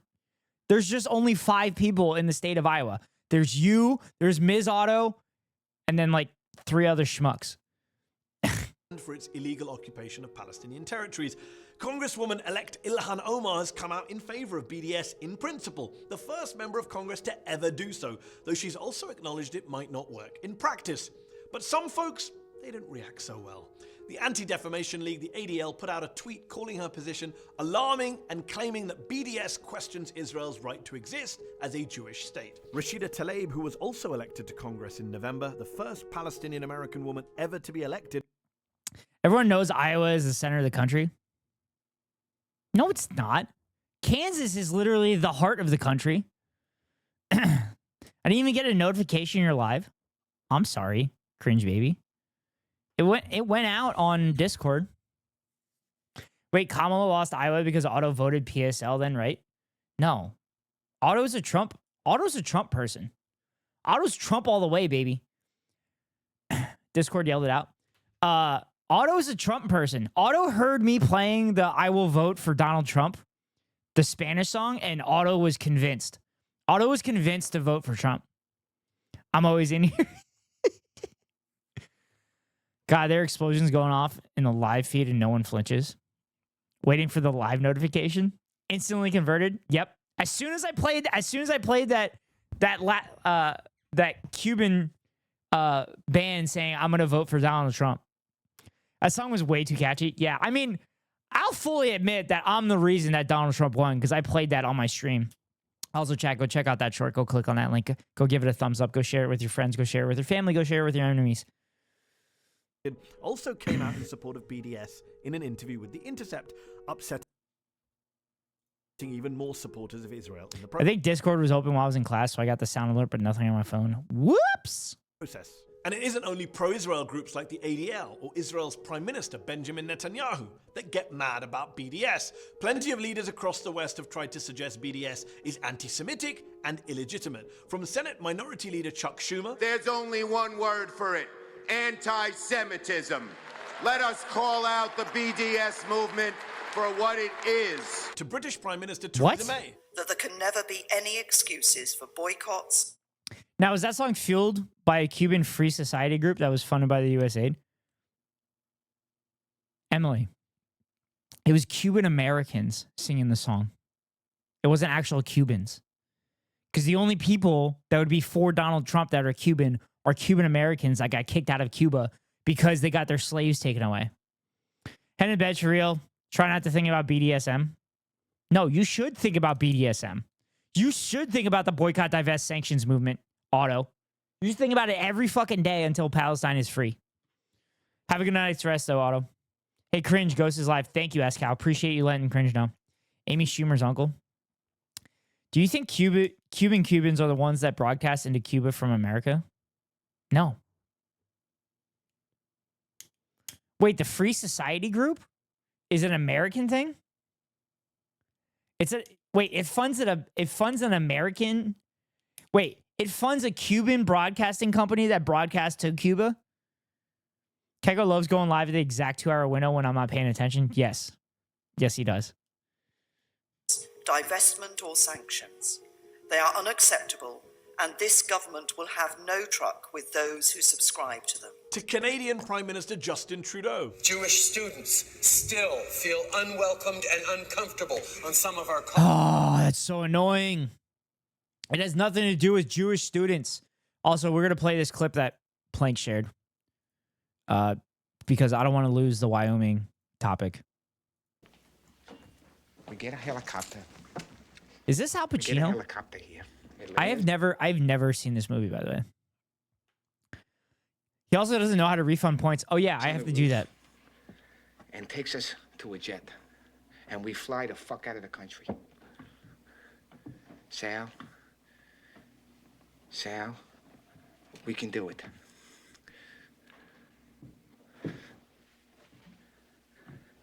Is that Al Pacino? Sal, look. They fund multiple groups, but yeah, most reaction and anti-Cuba Cubans are in the U.S.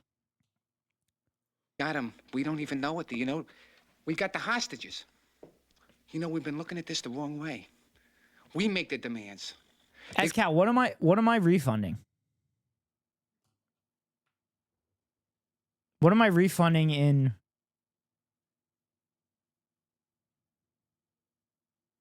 Push-ups? 10 push-ups? Okay, you're refunded. There, you got your points back in Ketko's chat. They're going to give us anything we want.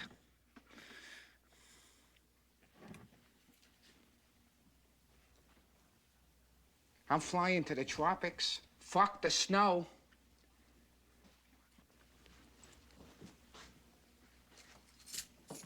Hey, where's the mail? You ready to go to Algeria? Algeria? Yeah, sure. We're all going to sunny climes. Sal, I can make it happen. I can make it happen. I made it happen so far, right? I can make it happen. I'm so confused. Are they robbing a bank and he just asked the hostage, do you want to go to Algeria? And she was excited to say, yeah, let's go to Algeria. Yeah. Give me my ready. Sarge. All of you, go ahead, make phone calls. Call home or whatever. That's the gist of the We're film. going on a trip. Yeah, Sonny. Wait, so the hostages are like in favor of the bank robbers? Is that what's happening? Yeah, I want to talk to you. I'm coming out. Good, good, okay. We'll be there. Let's go. Come on, it's coming up. Now, you gotta understand something. If we leave the country, there's no coming back here. You know what I mean? There's no coming back. So that if there's anybody now that you want to talk to, you want to say goodbye to, do it now. Holy shit, that is Pacino. That is Pacino. God damn. Is this ACAP from 50 years ago? Oh my god, dude, it's literally... Holy shit. That's literally 50 years ago. Oh my god, we're so old. Yeah, essentially, they don't give a fuck and hate the system, basically. Oh my god! I need to watch this movie. Is there any special country you want to go to? Wyoming.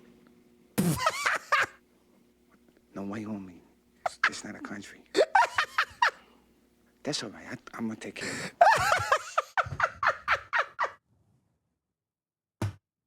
Oh my god.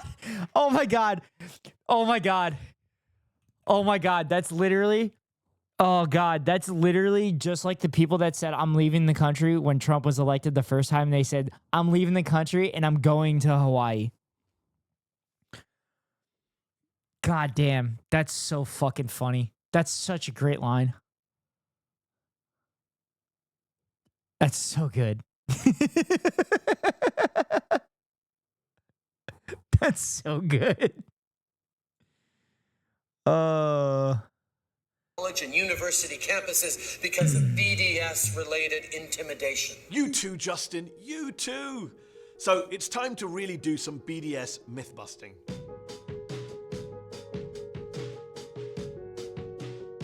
First off, the goals of BDS are pretty clear. They're not hidden or secretive. I mean, they're on the damn website. 3 very specific goals: ending Israel's occupation, getting full equality for Palestinian citizens of Israel, and making sure Palestinian refugees have the right to return to their homes in line with international law. They don't say a word about Jews or even about the Jewish state. They're all about human rights. Maybe the rights of humans you don't like, but human rights nevertheless. And some supporters of BDS, yes, support a democratic, binational, one-state solution to the conflict. But others, like Ilhan Omar, support a 2-state solution. Then there's the whole issue of double standards. That's the main criticism. Or people who wanted to escape Obama's socialist policies, so they were going to Canada. They could have went to Mexico to escape Obama's socialist policies at that point in time, because that was before AMLO and everything, right? Of BDS, that it holds the state of Israel to a standard to which it doesn't hold other countries, which proves...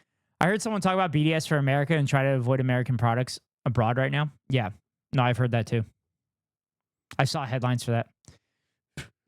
Yeah, but the country was still essentially socialist. Shh. The chuds don't know that, S-Cow. Also, it's funny, all the chuds that work in the caddy shack with me talk about how, like, they love Mexico. And Mexico's great, blah, blah, blah. And I'm sitting there like, you guys are fucking stupid. Canada and Mexico are doing BDS on the U.S. Oh, darn it, shucks. What a shame. Proves it's anti-Semitic. You can't only talk about Jews, and you can't only talk about the nation state of the Jewish people. You have to have a single standard. Well, hold on. All boycott movements are guilty of double standards. You can't boycott the whole world. Take South Africa. Loads of Americans, including American Jews, boycotted apartheid South Africa. This dude is a pedophile? No, Plank. No, Plank. He was just in his underwear. He was just in his underwear. Unindicted pedophile? No. He was in his underwear. That makes him not a pedophile. No, the dude is definitely a pedophile. Every Schumer sucks on stage. Canada and Mexico are not socialist. They are better, but that's not socialist. I will take any improvement, though. Well, Emily, S-Cow was comparing it to the United States. S-Cow was comparing it to the United States. Mexico and Canada, compared to the United States, are quote-unquote socialist. But Mexico is significantly better after AMLO. And Claudia Sheinbaum. Claudia's fucking based. In the 1980s, even though the Mobutu dictatorship in Zaire and the Mengistu dictatorship in Ethiopia at that time were equally bad human rights violators, if not worse. Was that a double standard against poor old apartheid South Africa? Supporters of Israel lose their minds, of course, if you dare suggest Israel is guilty of apartheid, even though everyone from UN investigators to former Israeli ministers to former US presidents say it is. Based on the evidence, the authors concluded that Israel has imposed an apartheid regime on the Palestinian people wherever they reside. By the way, the African National Congress, the ANC, the Congress of South African Trade Unions, and Archbishop Desmond Tutu, all of the folks who were on the front line of the struggle against apartheid in South Africa, today they all support BDS. I wonder why. BDS... Yeah, comparatively, America's 1930s Germany and Canada's Poland. Not good. I think Canada has more of an army than Poland did. And I don't think the world countries would allow appeasement to the United States. So I could understand that comparison, but I don't believe it's super apt. I wonder where UK would stand. I don't know. What's up, BiteSync? I don't see Canada becoming part of the United States, is what I'm saying. Via appeasement.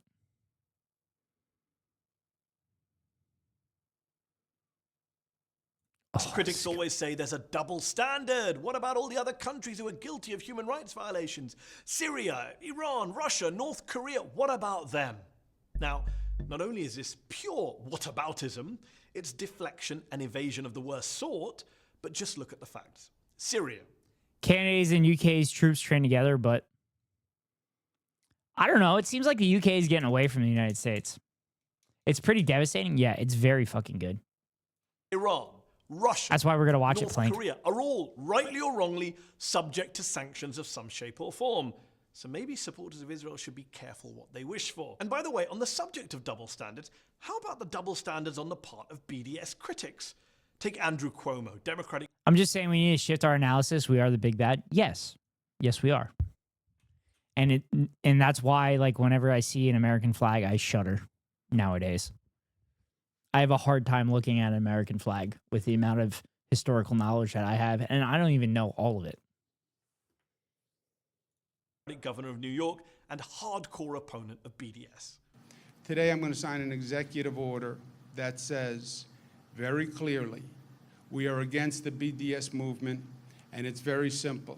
If you boycott against Israel, New York will boycott you. And yet when Mike Pence's Indiana passed a horrific law in 2015 discriminating against LGBT communities, this same Governor Cuomo ordered a boycott of that state, including a ban on New York public officials from traveling to Indiana.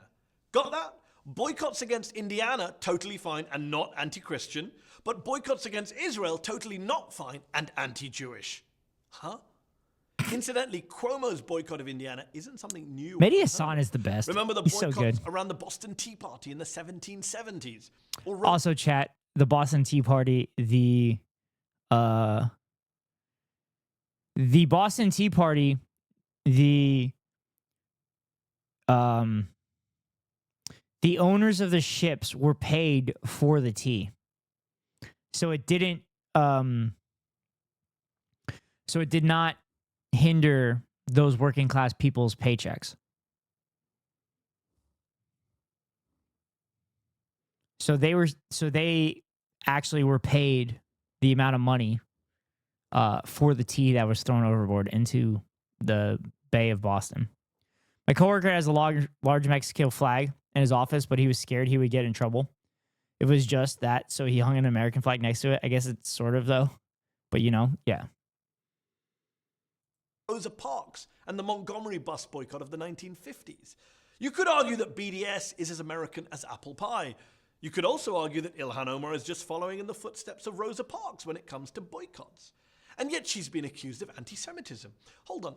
If supporting... We need to talk about Ilhan Omar's headwear style. It's fucking on point.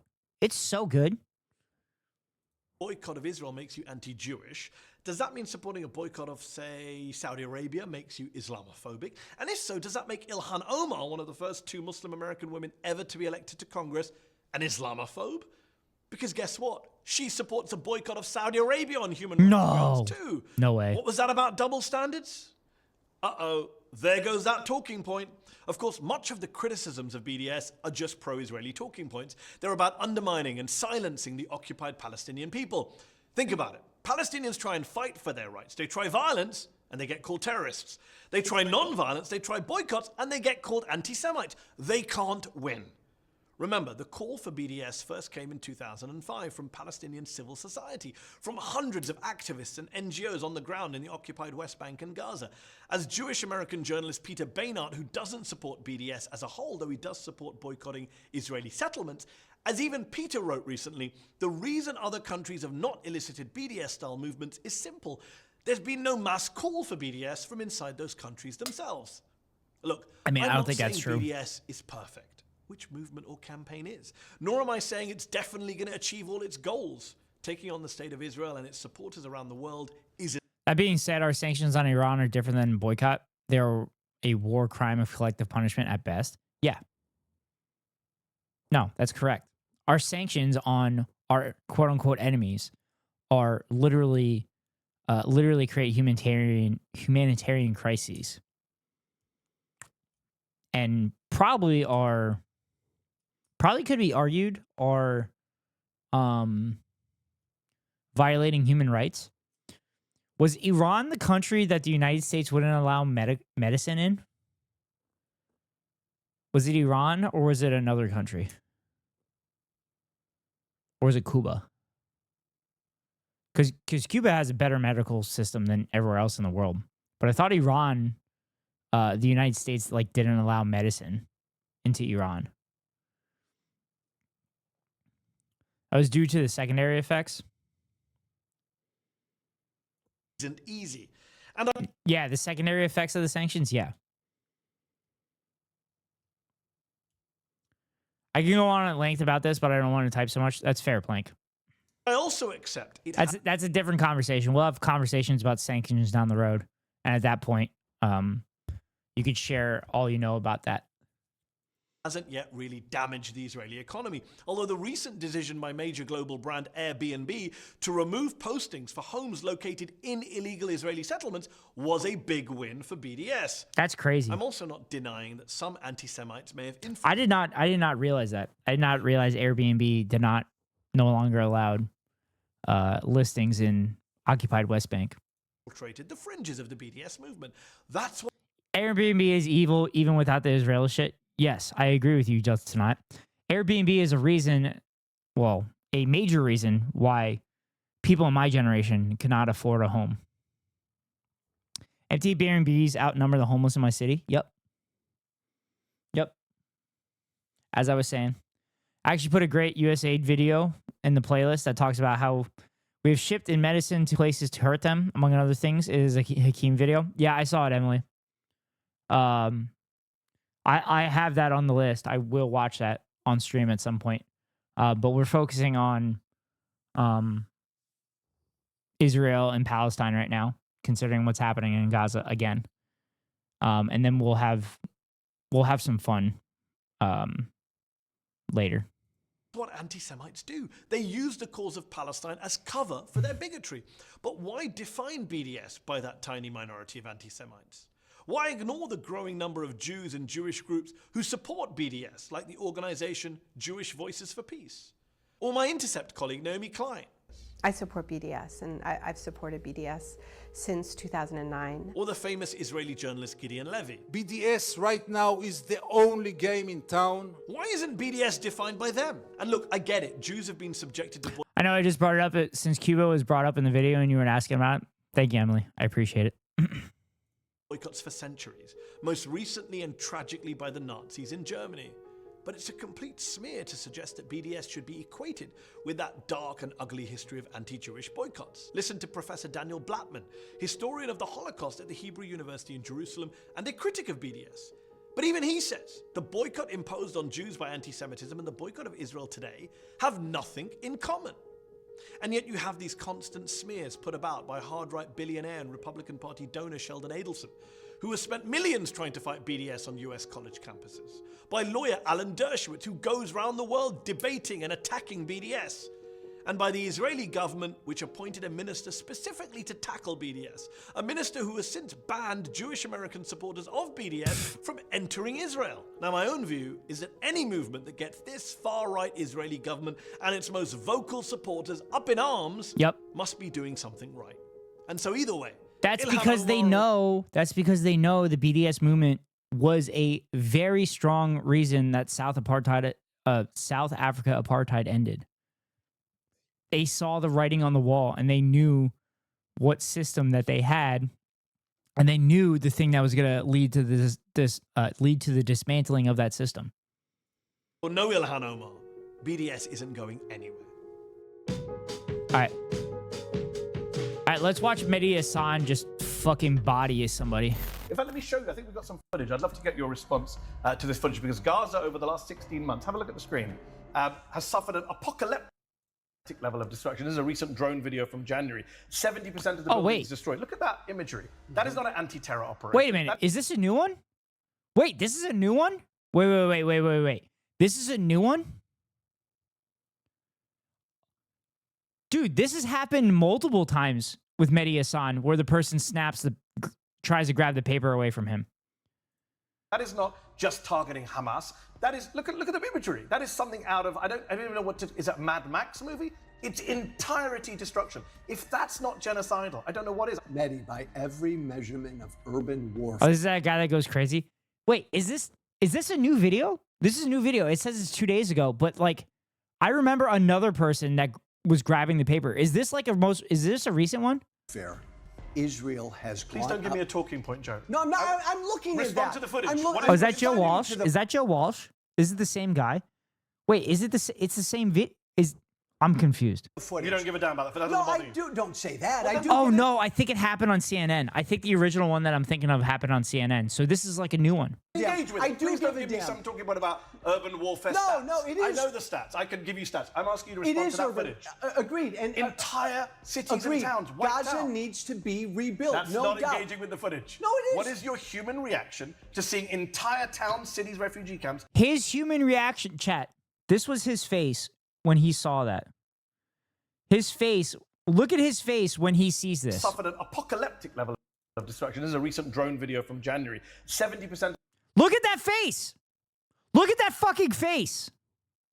That's his genuine reaction to that. And he has to fight against that. This is the same interview, just not the original video. Okay. Look at his face. That's his genuine human reaction. He has to fight against his fucking human reaction. The buildings destroyed. Look at that imagery. Look at That him. is not an anti-terror operation. That is not just targeting Hamas. That is look at the imagery. That is something. No, it is. What is your human reaction to seeing entire towns, cities, refugee camps wiped out? My reaction is that really sucks. That's horrible. That needs to be rebuilt. But I'm not going to lay the lion's share of the blame on Israel. The people for who wiped that out. The people Wait, who chose to go. wait. They're the ones that did it. Who did it? Who are the ones that leveled the entire town of Gaza or the entire Gaza Strip? Who are the people that did that? Who did it? 2,000-pound bombs on civilian homes, apartments, buildings. I'm going to lay the lion's share of the blame on Hamas for starting How? the war on October How? 7th, knowing exactly what would Oh, happen. no. They didn't start the war. Are we not going to acknowledge what Israel has done over the 75 fucking years? Hiding for years behind their civilians, putting their civilians in harm's way. I'm not going to blame very the strange army. argument. Chat, the IDF headquarters is literally in a mall in Tel Aviv. Actually, I haven't seen this interview yet. I haven't seen this yet. There was a CNN interview where the guy grabbed the paper.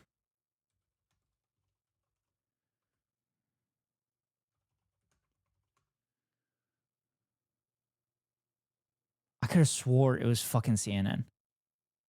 That says they started a war knowing that would happen. So Oh, God, yeah. So hold on. So if I start a fight with a known gangster or murderer and he kills a bunch of my family in response, it's my fault? Oh. No, seriously. The law, it's a very strange Yes. argument. You're basically conceding that Israel was going to respond in a genocidal way.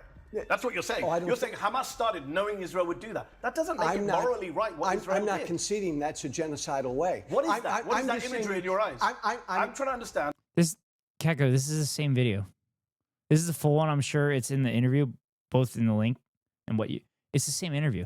No, that is a horrible result. So when I look at, for example, that destruction, I don't think you would. You're watching that it happens? What? I'm confused. What's up, Turtle? Welcome in. I'm Keko. I'm fucking confused. Defend that if it wasn't Israel that was doing it. What are we watching? So Israel started bombing Gaza again. So on this St. Patrick's Day, it's the same interview, yes, and it happens in this interview. Okay. Israel started bombarding Gaza again. So we started this St. Patrick's Day talking about Irish solidarity with Palestinians, and then we're talking about the BDS movement with Israel, and then we're gonna have some joy here watching Mehdi Hassan just completely body this person that's pro-Israel and say like, hey, you're not stating facts, you're lying. Similarly, 6-year-old Hind Rajab, you always say Hamas, Hamas, Hamas. This is the great excuse for Israel committing war crimes. You have a 6-year-old girl, Hind Rajab, infamously killed in a car with her 4 cousins, her uncle and aunt, all killed by an Israeli tank that was firing at them. She makes a 911 call. Very, very tragic, horrific call. They send 2 paramedics, the Palestinians, to rescue her. The Israelis killed the paramedics as well in the ambulance. Sky News, the Washington Post have all debunked the Israeli. I rated out to a friend hitting an affiliate after your raiders started lurking. Trying to hit affiliate to not have your raid go to waste and help someone out. Thanks, Turtle. I appreciate it. I actually popped in there later on. I didn't say anything, but I gave them a follow. Hopefully they get to affiliate. Also, I think the video I think the video that Plank has shared here has music over the background. She's sweet. I met her on TikTok. Israel. Yeah. Do you support Israel? Yes. So, but that's what we're going to talk about. Oh, it's a 33-minute video. Yeah, I'm just gonna keep watching this 13-minute one.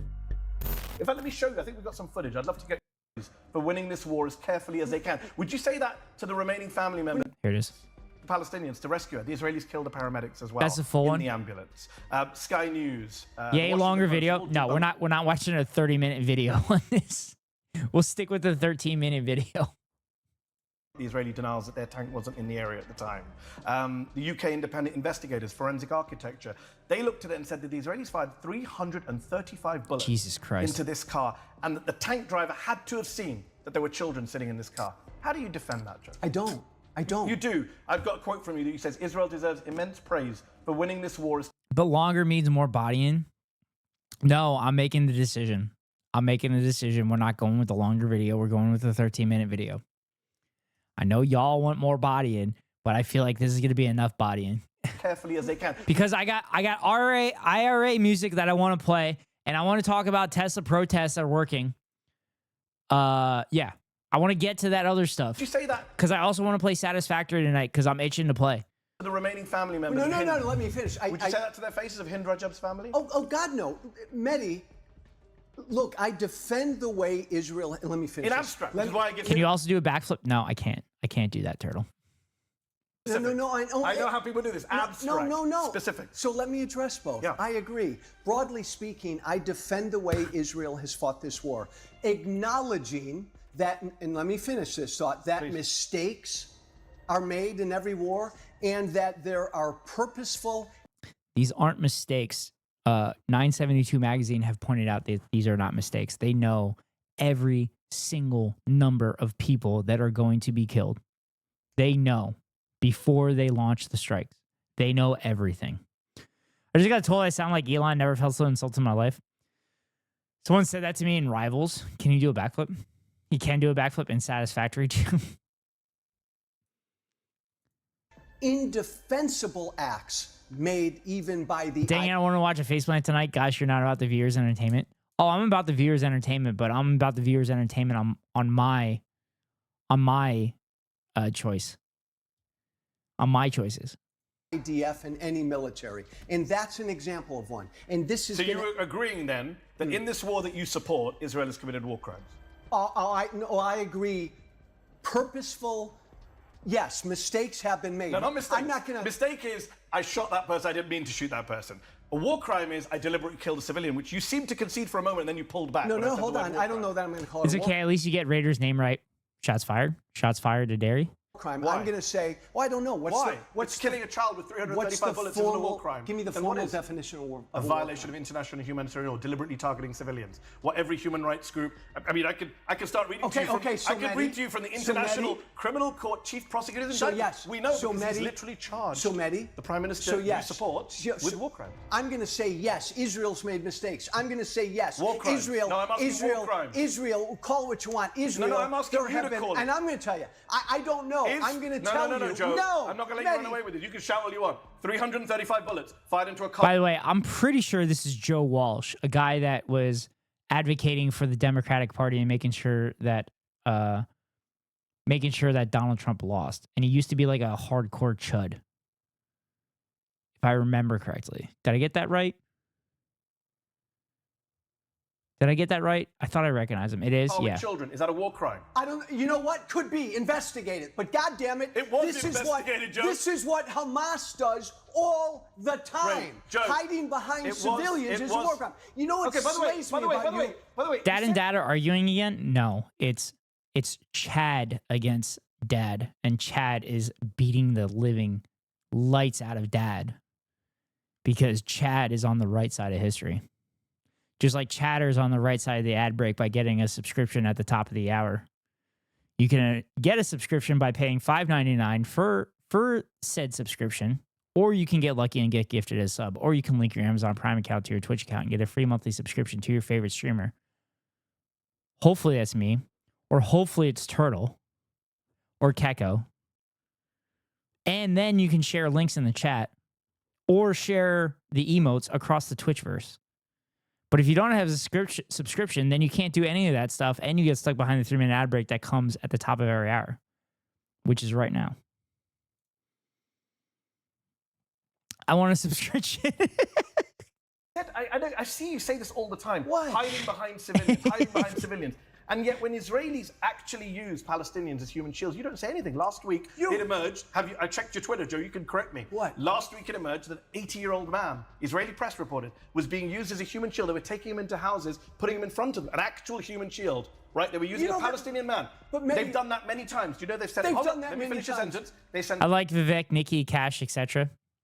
Oh, he's one of the political Indians in the mainstream West that isn't cringe. Mehdi Hassan is Indian? I didn't know that. Yay, ads. I told Turtle last night that I love watching ads in other people's streams because that means that the streamer is making money. Yeah, he's from Hyderabad. Or his family is. I need 7 more for a new emote slot. Nice. Turtle, once I get to the busy season, I'll make sure we get there. Palestinians into tunnels in Gaza. Have you condemned that as Have you condemned that as a use of human shield? Was not aware of it, and if I was aware, I know what I want to say. So, every single Israeli accusation is a confession. Everything they say, I like making 5 cents an hour. Hey, it's better than 0 cents an hour. Every single Israeli confession, or every single Israeli accusation and Zionist accusation is a confession because they are the ones doing that. Okay? It is well documented that Israeli military will literally strap Palestinians onto their vehicles and drive into an area as human shields. Also, okay, I see how it is and I'm out of here. Hi, Derry.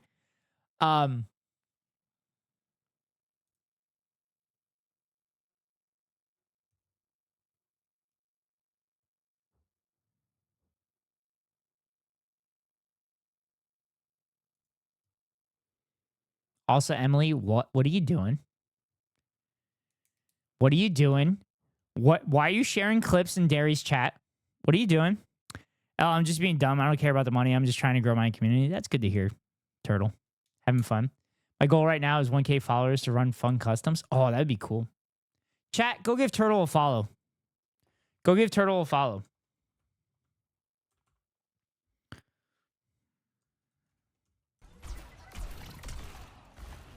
We rated out the Turtle last night.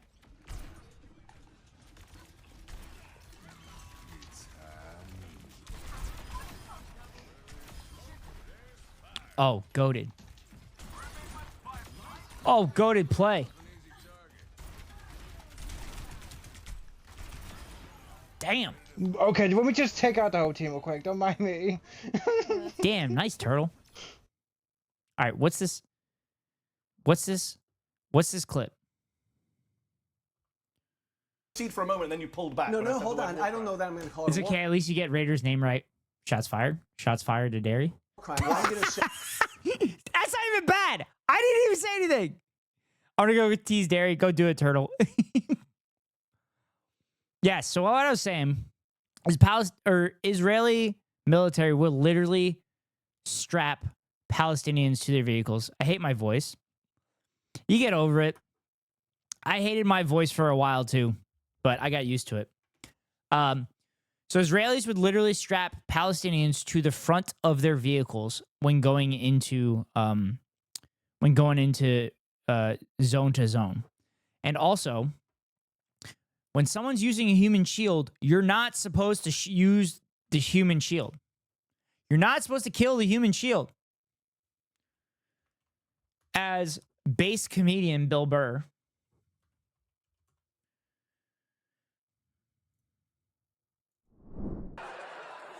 You know what the funniest answer I got? I go, why do you think people are still in the Klan? 2024. And some guy yelled out, he goes, something to do? You know, we all got our things. Some people are into bowling. Some people like to draw. Some people like to blow up churches with innocent people in there. I mean, it's, it's all, whatever your trip is. You know why they still exist? You know why, right? Some people go, well, it's a First Amendment issue. It's a freedom of speech. We have this wonderful thing in this country, for white people only, called freedom of speech. I mean, they have to be allowed to join these groups. They have to be allowed to march down the street with semi-automatic weapons, chanting the N-word, trying to create a race war on the internet, okay? They have to be allowed to do this. If they are not allowed to do this, it's a slippery slope. Next thing you know, there goes the town pool. So, you really have to be careful about censorship. I didn't see this special. You name one other fucking race that can do that.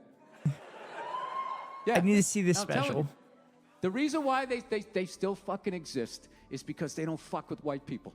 That's basically it. If they did to white people what the fuck they've done to black people, how long do you think that stupid fucking group would have been around? Maybe 5 weeks, because it was the 1800s and it took a month to get across the state to get to those idiots. And they would have mowed them down with the first machine gun that was the size of a fucking cannon. And that would have been fucking it. No, you don't believe me? Do you remember 9/11 when those brown people knocked down those 2 perfectly good white buildings? My people lost their minds. Kill all those motherfuckers! Blow up that whole side of the plant! Anybody with a brown shirt,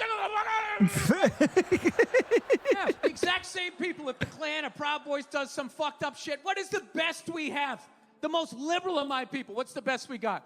Oh my God, that's terrible. Can you believe that? What is He's so wrong good. with people? He's so I good. just don't get it. God. Are you guys watching Baby Reindeer? That is fucking amazing. No, you have to watch it. Oh, come on. Come on. They didn't even get to the good joke.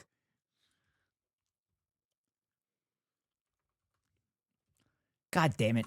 Now I gotta find it.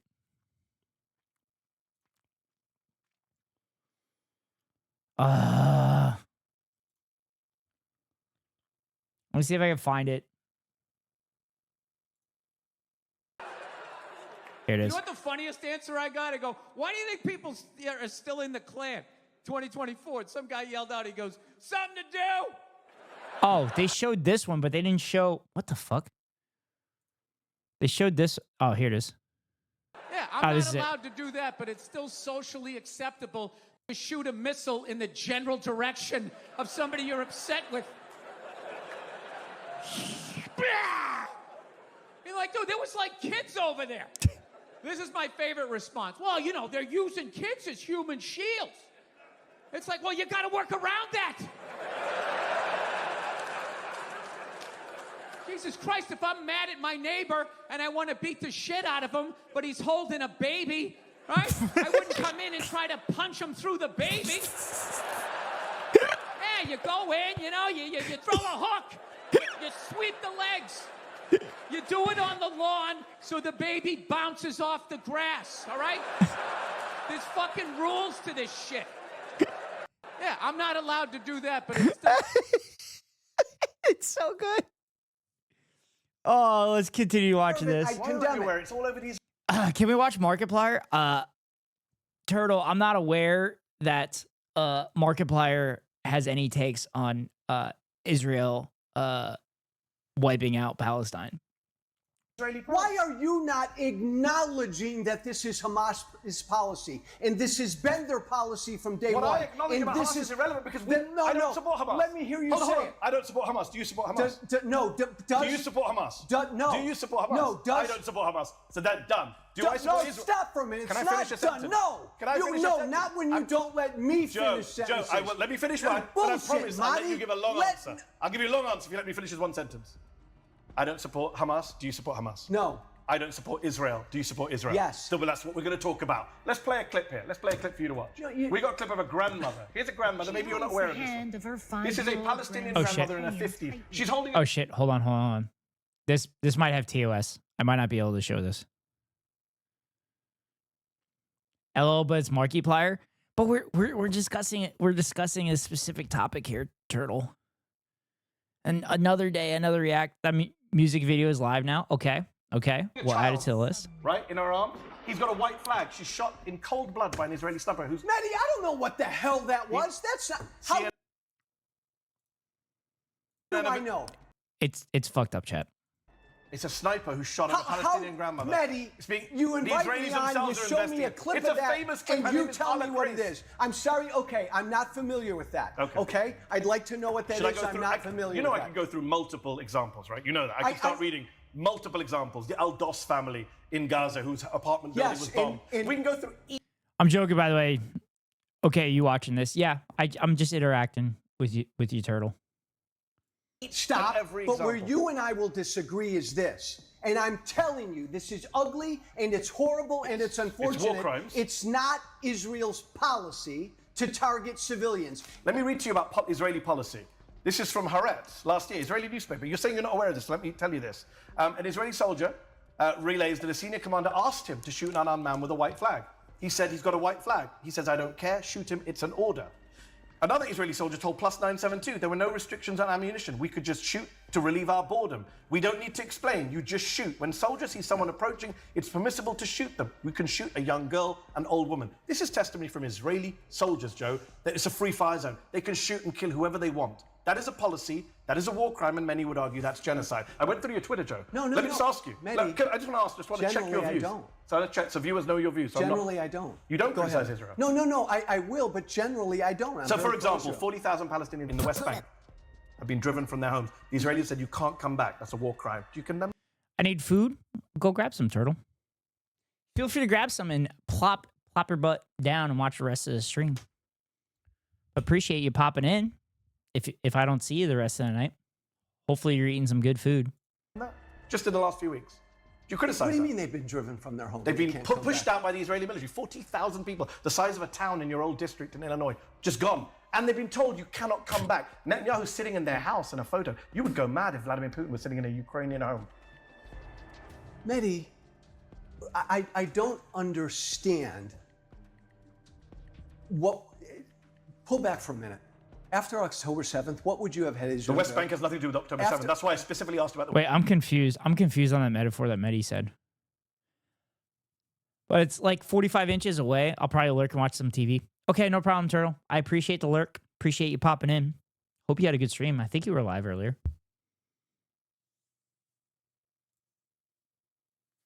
They've been told you cannot come back. Netanyahu's sitting in their house in a photo. You would go mad if Vladimir Putin was sitting in a Ukrainian home. Mehdi. Oh, his brain broke comparing it. His brain broke comparing it to the Russia-Ukraine stuff. Because Russia is 100% the aggressor, just like Israel is 100% the aggressor. So the people that are supporting Ukraine but not supporting Palestine, it is crazy. It's crazy because they are virtually identical. Have a great stream. If I don't stop back in, no problem. Thank you so much, Turtle. Appreciate it. Hope you enjoy your food. Enjoy your TV. I don't understand what. Pull back for a minute. After October 7th, what would you have had Israel? The West Bank has nothing to do with October 7th. That's why I specifically asked about the West Bank, because I know you're obsessed with going back to October 7th. Hamas as if the world began. I'm sorry. The West Bank. Stop. Hamas doesn't. Disagreeable, we'll table that. Yeah, I mean, it's not direct comparison. It's not a direct comparison, obviously. It's not a direct comparison. I wasn't saying it was a direct comparison. I was acknowledging that. But it's very similar to you have a massive state trying to do a land grab over an oppressed people. Not necessarily, Ukraine's probably not oppressed. But a land grab. Obviously, Israel has been oppressing Palestinian people for 75 years at this point. But like, it doesn't make sense to be pro-Ukraine and pro-Israel is what I was getting at. Not on the West Bank. I didn't know you were talking about the West I'm Bank. talking about the West Bank. 40,000 people driven from their homes by violent settlers. You've been watching the violent settlers, crazy people. I assume you don't agree with them. They make Marjorie Taylor Greene and Trump look moderate, the far-right Israeli settlers. They are as close as we've got to radical Islamist terrorists. And they are driving people out of their homes, 40,000 Whoa, people. whoa, whoa, whoa, whoa, whoa, whoa, whoa. Whoa, whoa, whoa, whoa. He thinks he's talking about Palestinian people.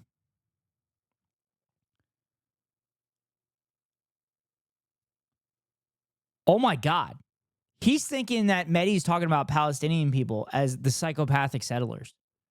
Because he says they're as close as we get to radical Islamic terrorists. Or is he implying that that's like the radical Israeli terrorist? Do you condemn that? I've not seen you say a word about that on your social media. Terrorists. And I need to hear that again. Far-right Israeli settlers. They are as close as we've got to radical Islamist terrorists. And they are driving people out of their homes, 40,000 people. Do you condemn that? I've not seen you say a word about that on your social media and your shows. That's happening right now. I don't hear you criticizing Israel for it. I don't. You don't criticize Israel for driving 40,000 people from their homes? No, I don't. I don't. Look, Israel has to. They're not going to make the same mistake they made in Gaza. They're doing exactly what they did in Gaza, actually. They're displacing people from their homes. What do you mean?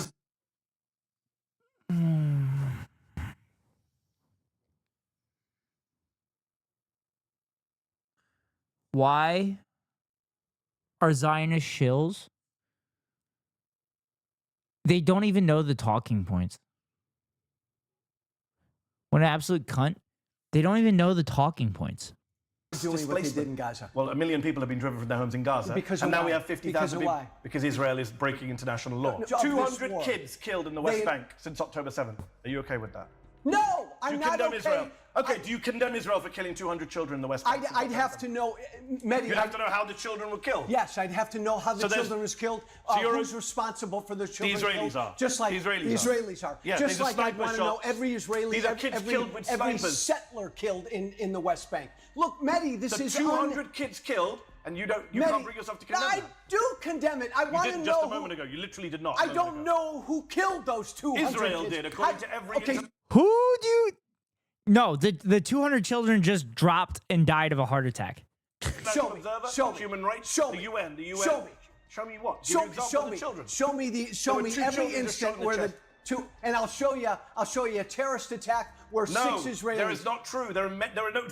Many of these cases involve children. No, who are I'll near. show you a There's terrorist a video attack from Channel where 4 News. Israelis You're just were making killed. stuff up now. No, I'm not. You are. I said to you, many kids are killed, and you just assume there's a terrorist attack. No. Mehdi, you make this sound like a one-sided affair forever. I know the war's been going on. It is a one-sided affair. There are thousands of video that can show you how, Joe. It's been a one-sided affair for the last 75 fucking years. There's no comparison. There's no comparison. Hundreds of thousands of Palestinians, if not millions, have been wiped off the face of the earth by Israel the last 75 years. Just, what the fuck? That's telling. Maybe that's telling. Well, hold. What do you mean? Maybe that's telling. It is one-sided. Stop. One side is the occupier, the other side is occupied. One side has nuclear weapons and is killing thousands of children. The other side is not. Wait! It's not official that Israel has nuclear weapons. It's the best. It's the most well-known secret that Israel has fucking nuclear weapons. Let me ask you a question. Answer this. There's no peace in that region. Why? Is it completely Because of one-sided? Benjamin Netanyahu. That's why. No, those are his words, not that's mine. why. Those are his words, not mine. No, I'm asking. It's funny because you said recently. I'm not. I'm glad you brought this up. You said there would be peace in the Middle East tomorrow if the Palestinians wanted peace and agreed Israel has a right to exist. That's all it would take. And that's all. It's on the Palestinians, you said. Israel has always wanted peace. Ehud Olmert came on my show. He doesn't agree with you. Ehud Barak doesn't agree. There are Israeli politicians who say, actually, no, Israeli governments have blocked peace. Let me ask you something. Netanyahu said recently, no, Joe, you don't get to ask me a question. The same ceasefire that was agreed to recently, which has been broken now, was the same terms that Hamas put out in July or August of 2024, and Israel refused to agree to it. Let me answer. No, then I'm going to answer it 4 times. Let me answer. Answer my question. I'm not going to accept Benjamin your answer. Netanyahu says, I'm the guy who blocked peace, blocked a Palestinian state for decades. He's bragging about blocking peace. And you're pretending that Israel isn't the block. Hold on. I'm asking you. I can read you the quote. I'm asking you. I want to make sure I heard you correct. Go on. There is not peace in that region. Are you telling me that's all on Israel? It's not all on Israel, but it's mostly on Israel. It's of course. mostly on Yes. Israel. Going back 70, 80 years. Oh, of course. If you want to get to 1948, we can do that. Oh my God. Oh my God. He's literally he's so close to figuring it out that the last 70 to 80 years, Israel has been the destabilizing partner in the region. No fucking way. Oh my God, Mehdi, cook him. Please cook him. We don't have time for that today. But in terms of the last couple of decades of the quote-unquote peace process, Netanyahu said, that today. But 80 years. Oh, of course. If you want to get into 1948, we can do that. There'll be another show. We don't have time for that today. But in terms of the last couple of decades of the quote-unquote peace process, Netanyahu said, his words, everyone knows that I am the one who for decades blocked the establishment of a Palestinian state. He's saying it out loud, and then you go on Twitter and say it's all the Palestinians' fault. That's absurd. It is, because the Hamas, the PLO, the majorities of the Palestinian people for years and decades do not believe Israel has a right to exist. That's not do you true. acknowledge that? No, that is true, Mehdi. They agreed to borders in 1967 of 2 states. That's acknowledging Israel. Like, what more do you want them to do? Like, they constantly talk about accepting the 1967 borders and acknowledging Israel.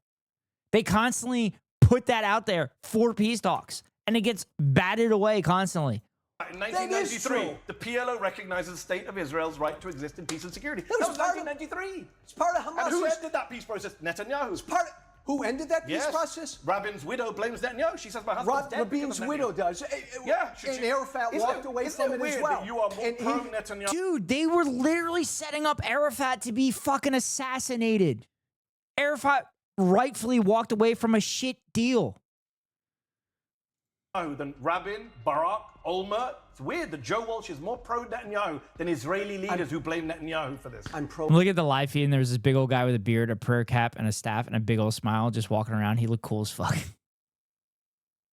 Pro-Israel. No. I'm pro-Israel. Because the Israelis don't agree with you. Thousands of Israelis took I do not sit in front of you and say that this is all one-sided, like you pretty much say. Joe, you're lying. Crap. Okay, like you. I mean, he's literally been saying it's all Palestinians' fault this whole time. So he's saying that it's been one-sided in the Palestinian side, but he has had zero fucking evidence. Zero evidence, but Mehdi Hassan has tons and tons and tons and tons of evidence, because it's almost like Israel has been the one side that has been controlling this fucking relationship. Read the quote to the viewers. It is on the Palestinians. Yes. That's what you just said. I stand by that. So you just lied. No, hold on. Joe, I didn't 10 seconds just ago lie. you said I didn't say I put it all on the Palestinians. I'm going to read the quote again. Mehdi, I don't put it all on the Palestinian it is on the people. Palestinians. Israel has always wanted peace. Yes. That is putting it all on the Palestinians. No, hold on. No, it's I'll not. read it a third time. No, That's all it would Mehdi, take. don't You read can't it a pull third my time. questions out Let of me my hand. answer the freaking question. I missed it. Yes. I fucking looked down. God damn it. It all on the Palestinians. No, hold on. No, it's I'll not. read it a third time. That's all it would Mehdi, take. don't You read can't it a pull third my time. questions out Let of me my hand. answer the freaking question. Yes, the Palestinian people have to say that. And if they say that, Mehdi, then the Israeli people have to accept that. They I have do said it believe. multiple times. Bull crap. Well, if the you don't know what you're talking Palestinian, about. no, you don't. If the Palestinian No, I can people, give you evidence. if You've the not given any evidence Palestinian today. people said tomorrow, if they all rose They up, said it in 1993, 1988. The Arab Peace Initiative, 2002, 2007, bullshit. 2017. It was part of the PLO chapter It's as of a few multiple years ago. times. It's still part of Hamas's chapter. That's Hamas, not the PLO. God damn. God damn, you fucking roasted him. All right, chat, let's have some fun.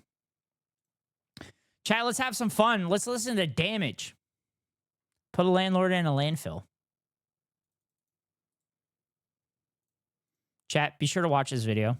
Be sure to watch this video. Give it a thumbs up.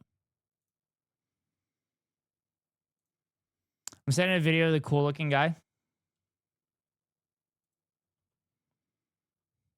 Chat.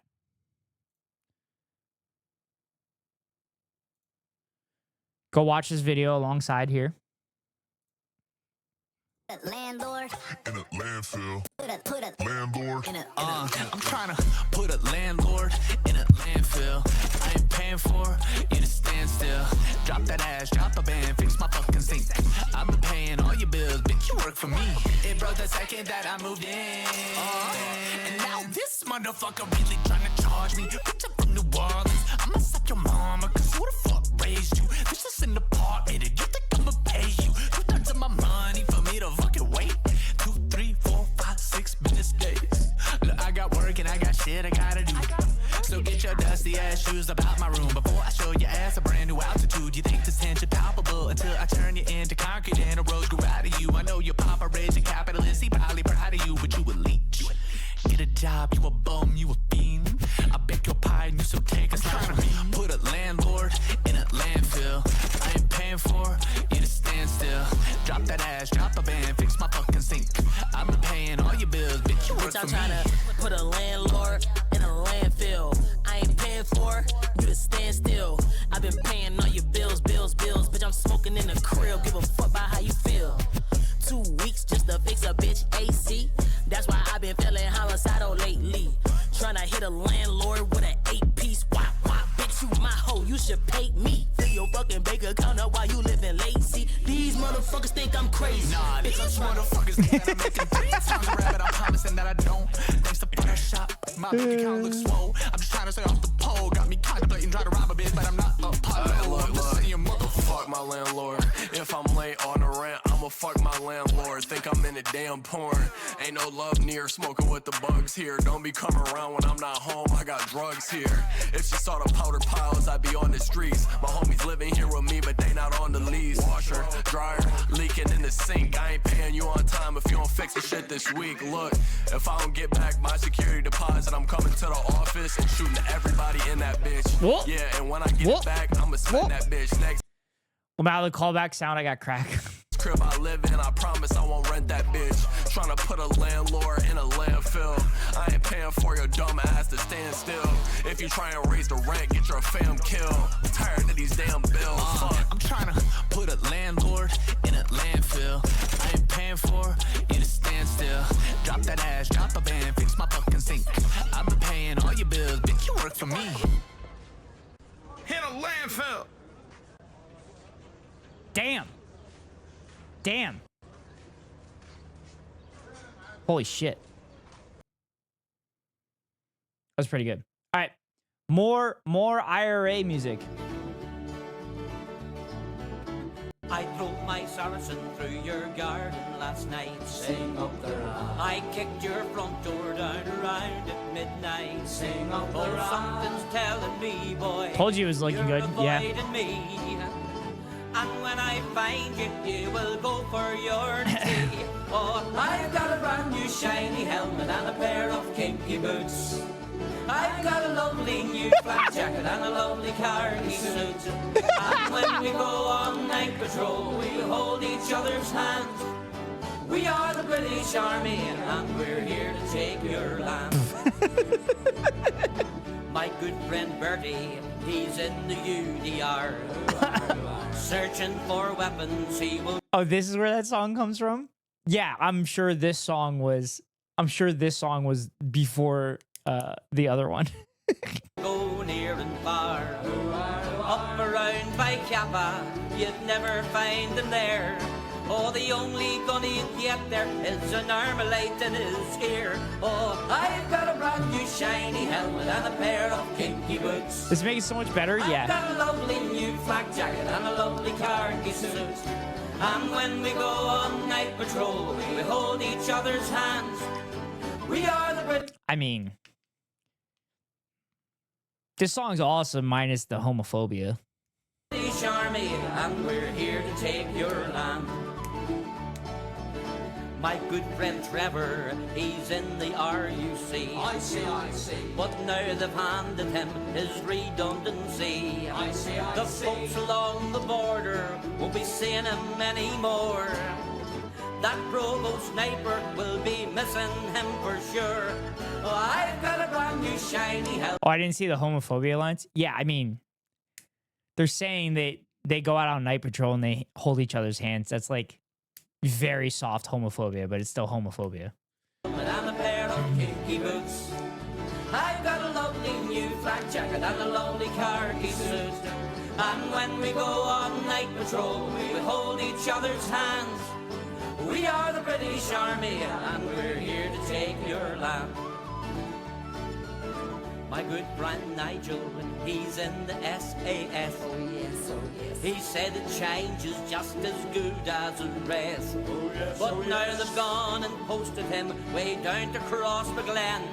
He wishes to blazes he was back in jail again. Oh, I've got a brand new shiny helmet and a pair of kinky boots. I've got a lovely new flak jacket and a lovely khaki suit. And when we go on night patrol, we hold each other's hand.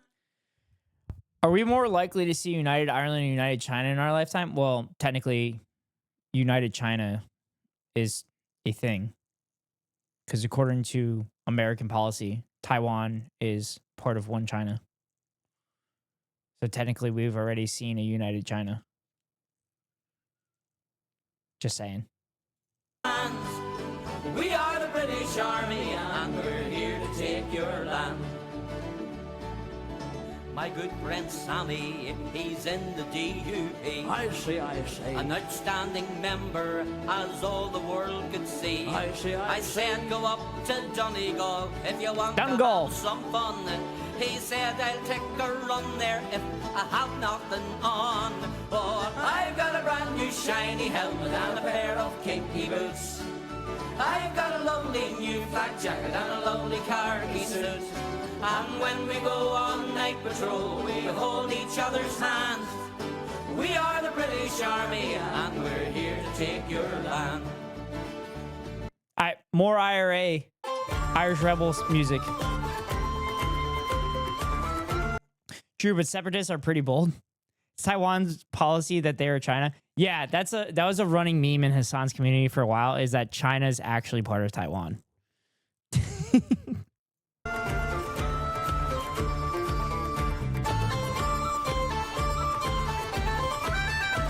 I used to listen to Irish drinking songs as a kid. So in college, to study, I would chew sunflower seeds, listen to EDM music, and listen to Irish rock. This is something people misunderstand. Yeah. Because technically, Taiwan is called...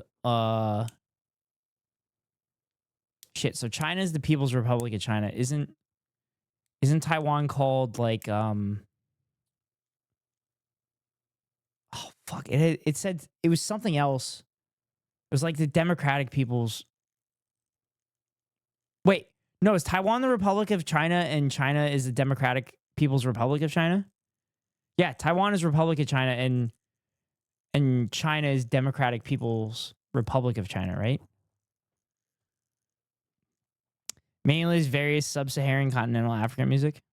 China is just PROC, People's Republic of China. Okay.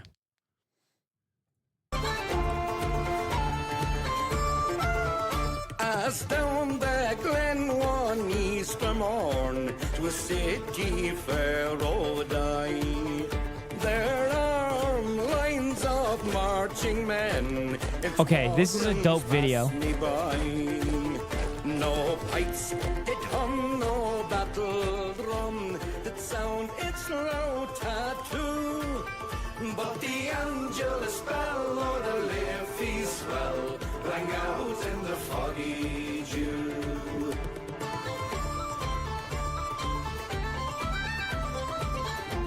Taiwan used to be called Formosa. Taiwan also has an identical claim to China's claiming national waters. So funny. Also, like, it's almost a well-known thing that if it was put to a vote in Taiwan that they might be willing to be accepted by China. And isn't Taiwan's government filled with, like, pro-China people as well? In a theoretical future, if China takes over the U.S. will be called New Formosa. Right proudly high over Dublin town, they flung out the flag of war. 'Twas better to die 'neath an Irish sky. Wait, is this a movie? Is this an IRA movie? That's not a joke. Wait, what?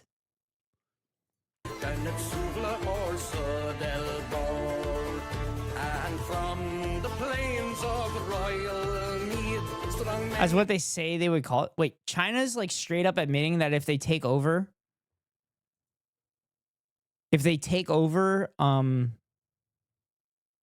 the United States, they're to call the United States North from Marsa.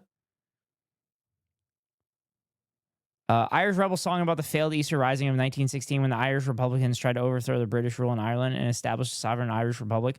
Although uprising failed, it proved to be a major turning point in the history of Irish nationalist movement, with the majority of Irish people now distancing themselves from the parliamentary Redmondites. Is this a movie?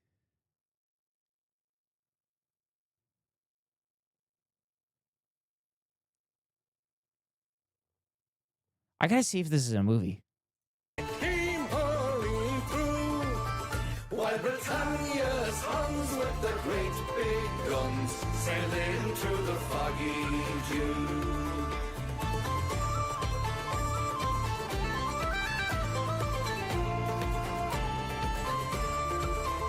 Oh, the night fell black and the rifles cracked, made perfidious Albion reel.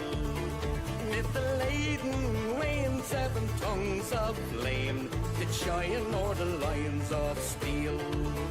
By each shining blade a prayer was said, that to Ireland the songs be true. When the morning broke, still the war flag shook out its fold in the foggy dew.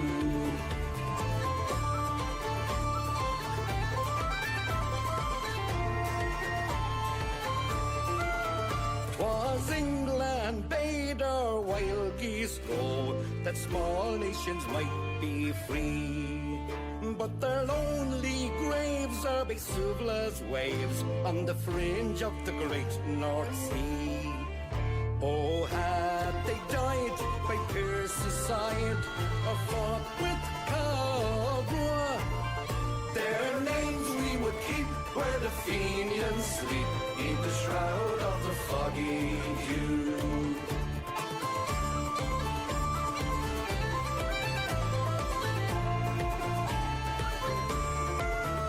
Oh, the bravest bell and the requiem bell ring mournfully and clear, for those who died at Eastertide in the springtime of the year.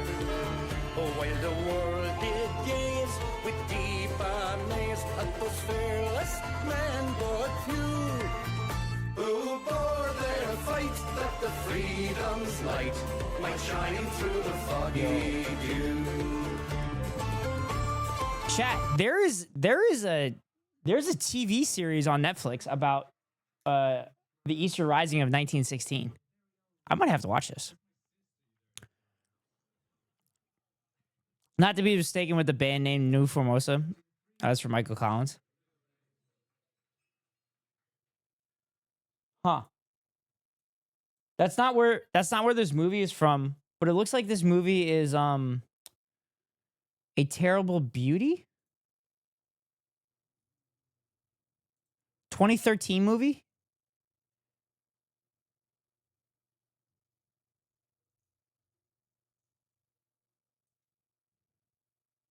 The one on screen now, you mean?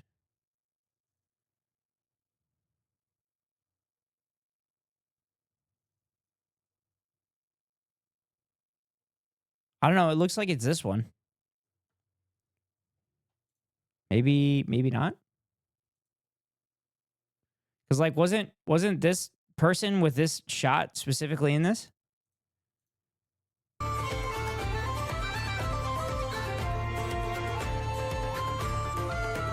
Back through the glen I rode again, my heart with grief was sore, for I parted with those gallant men whom I'll never see no more.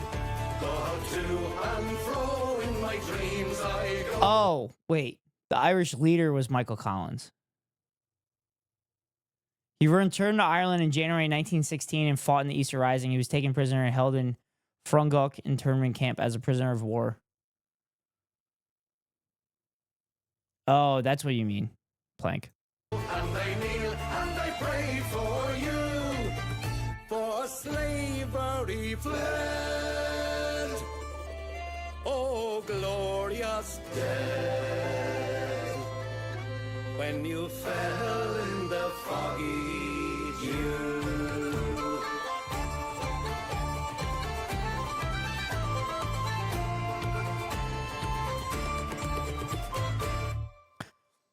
Happy St. Patrick's Day, chat.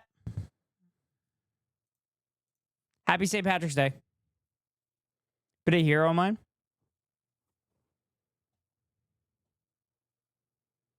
Yeah, I'm not super familiar with like the individual events in the Irish independence. I should become more familiar with it, considering my Irish heritage. And I should find out if I have any family members that were in the IRA or something of the ilk. But I'm pretty sure most of my family lived in Belfast. Ray K sometimes does some cool Palestinian movies in Arabic on stream. The stories from Ireland and the West Bank are sometimes very similar. Yeah. All right, chat. We can react to an Adam Conover video about Tesla protests working, or I can start Satisfactory. What do y'all want to do?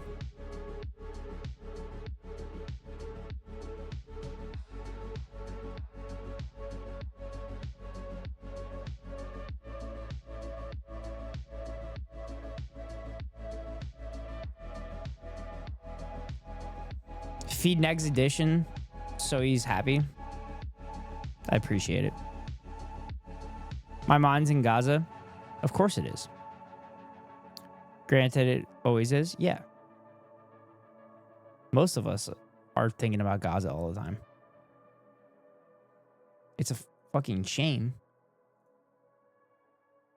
that we have to pray so hard for people to just have human dignity and be able to live free lives, but this is the world that we live in.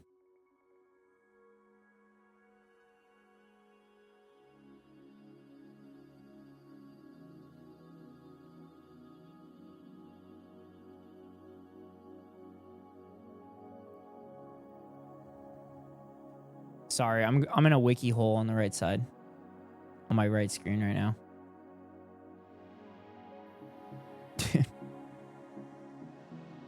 Dude, the Irish War for Independence started in 1919, like literally right after World War I. I'm Mr. Right Side. I mean, we are right side of history.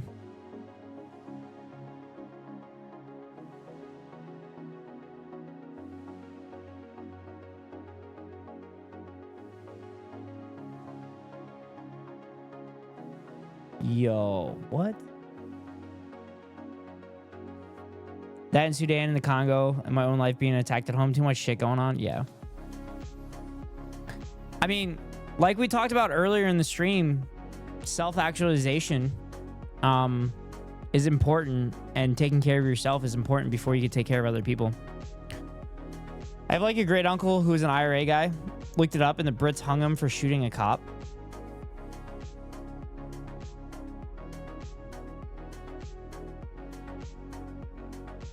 Guess what I'm thinking, chat? I can't get banned for what I'm thinking. But guess what I'm thinking?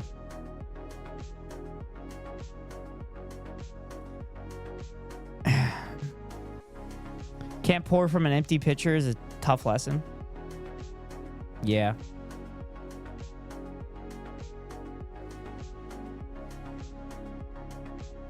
Horrific stuff happening in Congo. Saw some footage that was unspeakable. The 1942 murder of Garda Detective Sergeant Denise O'Brien.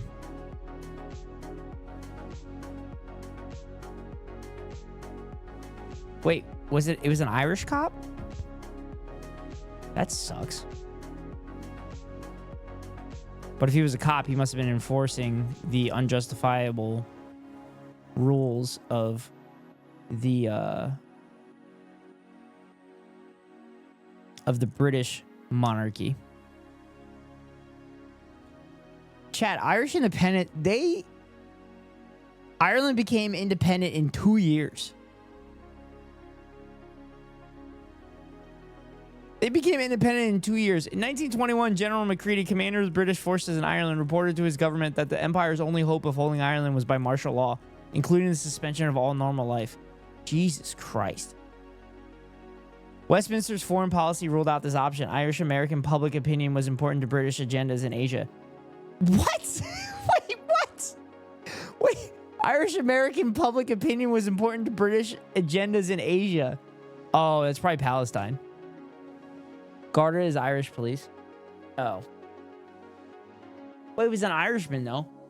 But he was probably upholding the British rules and stuff.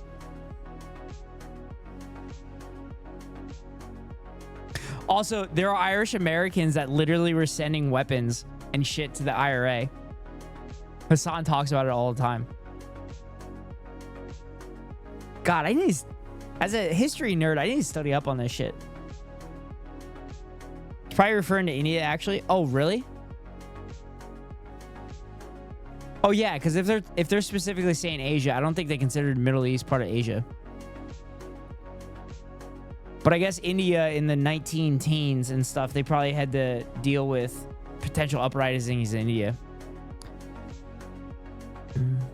Just sounds like practices his rights as a person under occupation within the confines of international law. I see so much botted shit on Facebook trying to get Irish people to be chuds, but the comments are always cooking the post. Yeah, Irish people have pretty much always been on the right side of history.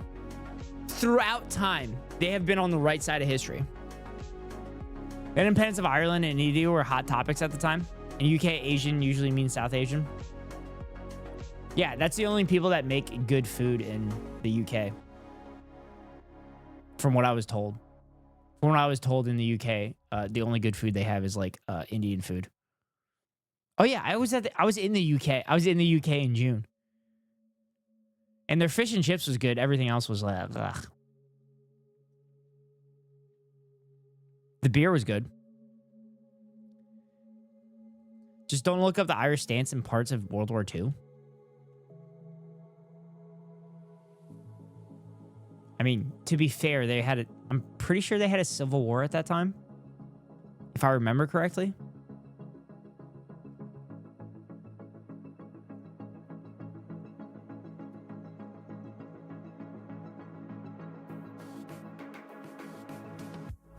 Oh no, that was the 20s.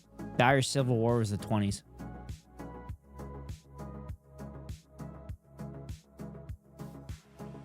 No, they were just neutral. I mean, again, I don't fault them. Like, they're literally continuing to be fucked up by the British. There were parts of the IRA that thought the enemy of their enemy is their friend and met with Germany.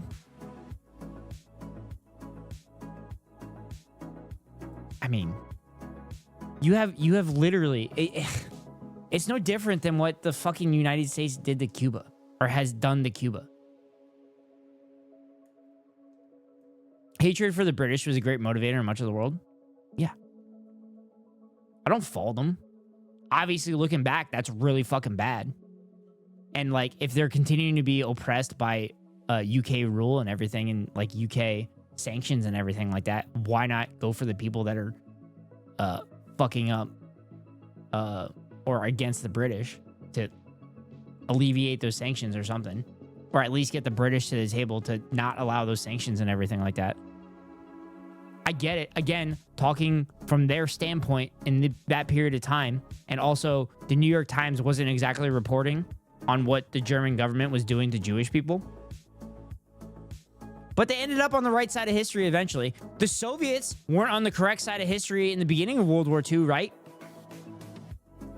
Then the Soviets were like, oh, actually, we're just going to destroy all the Nazis.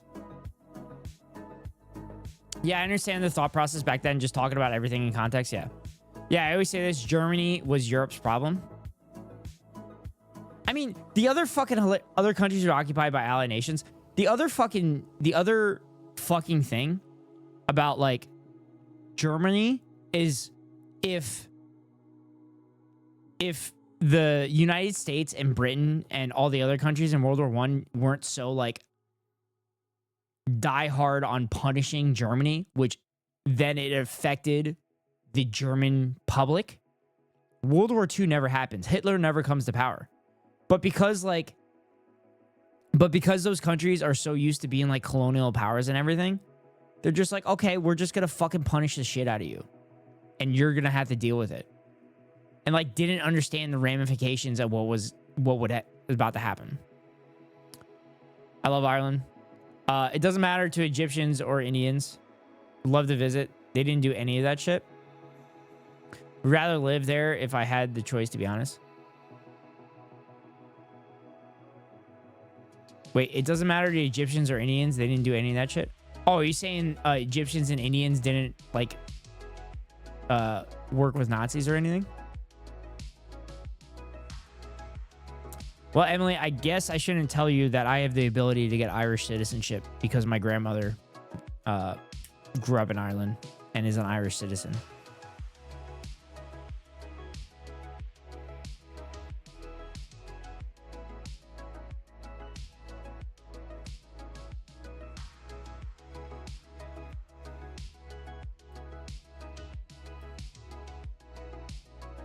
But yeah, another reason that probably happened is because like the underreporting of what was exactly, is Neg flirting?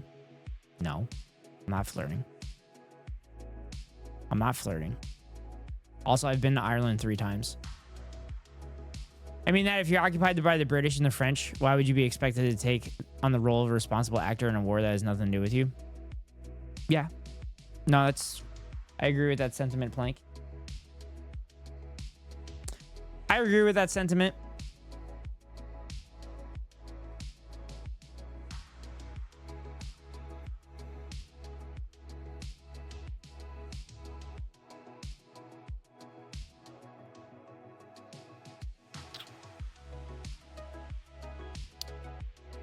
I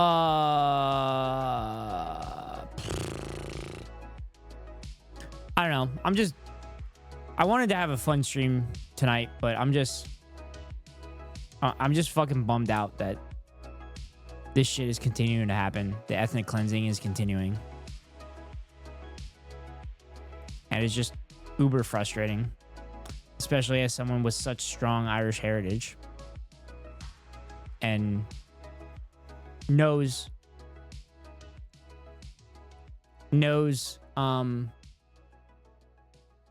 not an in-depth knowledge of the occupancy of Ireland, but knows like enough to understand why Ireland is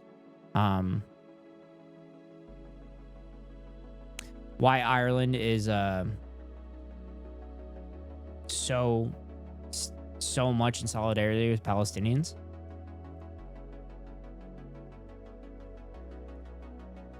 Cersei Don Palestine.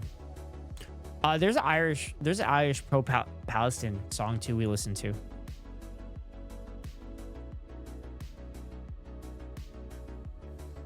Keiko, I'm not watching that on stream. There might be some TOS in there. Oh, here it is.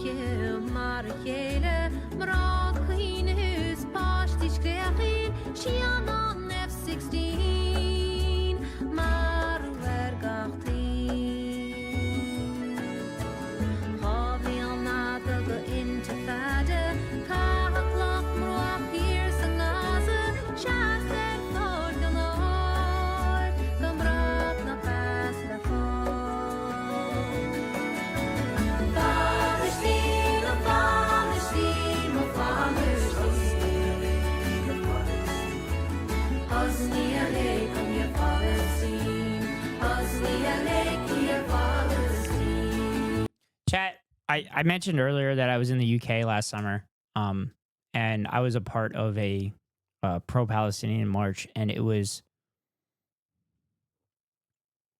very overwhelming for me as someone in the United States to see all of that support in a small area, and also seeing leftist parties like openly being there. Because in the United States, like anything that's leftist, like you have to, not necessarily you have to hide, but like it's fucking terrifying. Knowing the history that I know with the Red Scare and McCarthyism in the United States, as a leftist, it's kind of fucking horrifying. So to see openly leftist parties standing up to the oppressors, and I believe the number was like 200,000 people or 120,000 people at this march. It was very overwhelming for myself. And as someone who has had a pretty drastic change in opinion over the last, I guess 9 years now,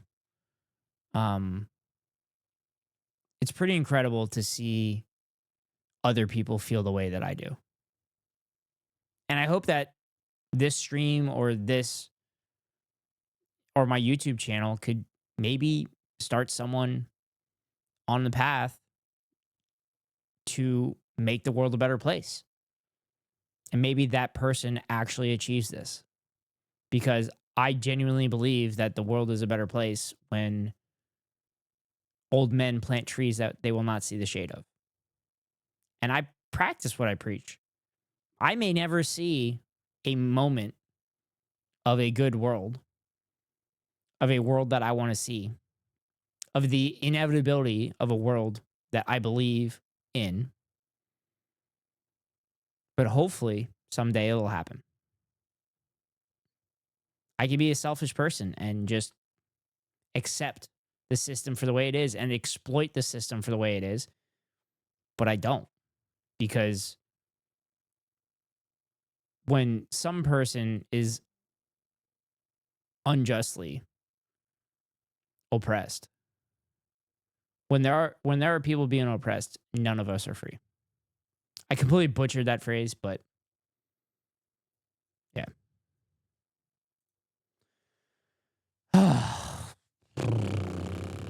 Damn, this stream got heavier than I thought it was gonna. That's why I follow this stream, because somehow you materialize in words what a lot of us think. Empathy will prevail. Yeah. I completely butchered that quote, but it's hard to put into words sometimes. I do my best to say what I can and share my thoughts on things, and we can agree, we can disagree. But I'm going to continue to grow and continue to try to become a better person.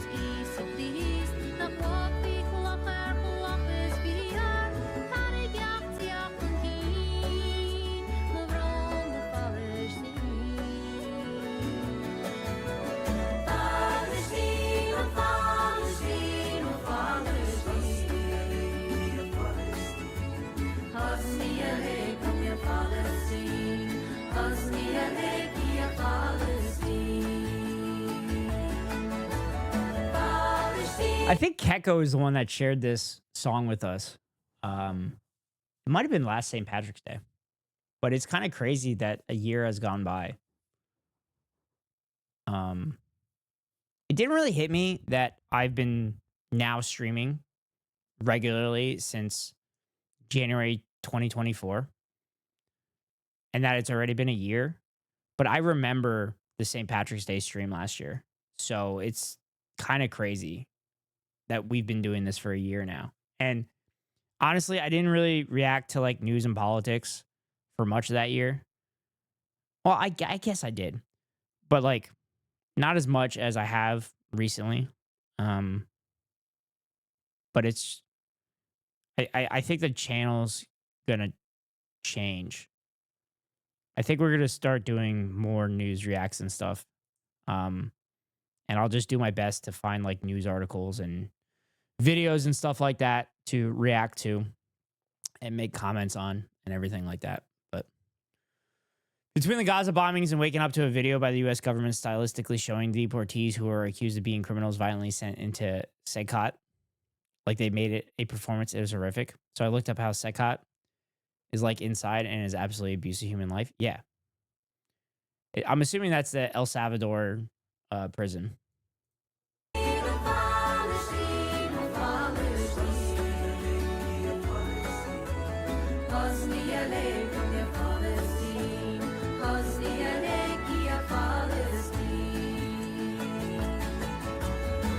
Yes, and they never get out. Yeah. The deportation planes come out of my city. I see them driving down this one road. Man, it'd be a shame if that road, for whatever reason, if someone had a truck, you know, maybe like a carpenter or something like that, and they had nails in the bed, and like maybe the truck hit a bump. That'd be a shame if that happened. They don't even hide the migrant camps anymore. Some potholes here and there, yeah. I watch Democracy Now! Every day, and it's always a depressing staple.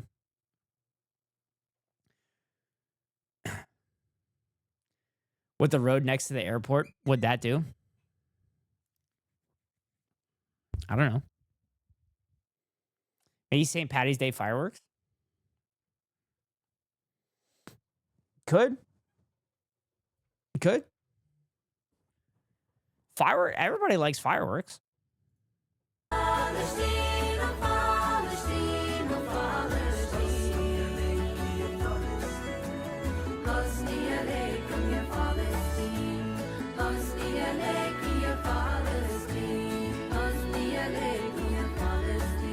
Not the dogs.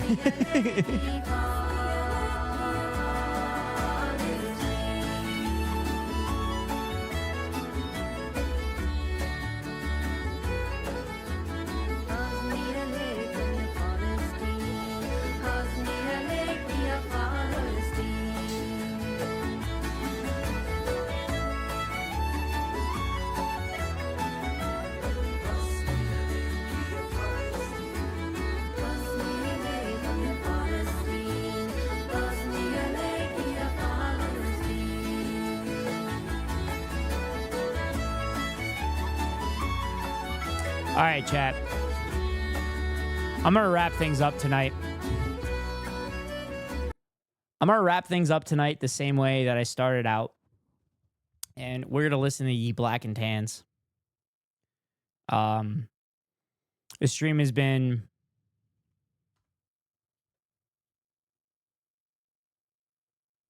not as fun as I had hoped. But it's I think it's important. Muting the mic. No, I'm not muting. Fuck you, Mono. I'm not muting the mic. I'm not muting the mic. But we're gonna watch this video. Oh my gosh. We're gonna watch this video. I fucking love this video. I love this video so much. This might be my favorite video on the internet. This might be my favorite video on the internet.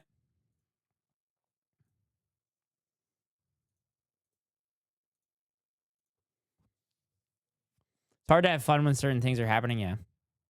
This might be my favorite video on the internet. My gosh, Michael, wow, look.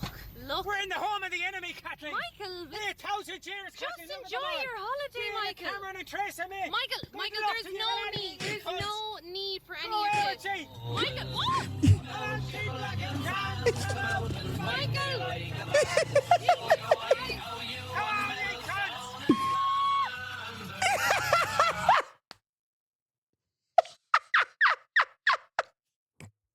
I fucking love that song. I love that one. Oh my god, I fucking love that video. I remember Celticness showing us this guy. He's great. Oh, I haven't seen his other stuff.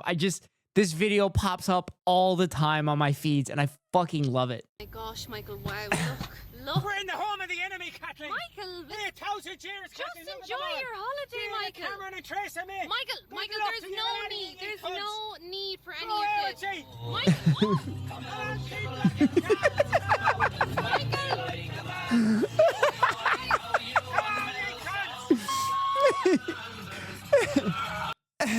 There's one of him talking about his gay friend that's pretty funny. Is this his channel? Is this his channel? Oh, it is. An idiot interviews a black lad. An Irish lad talks about Barbie.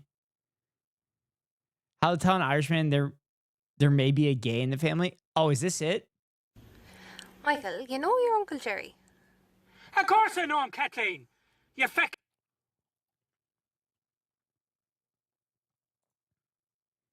This must be it.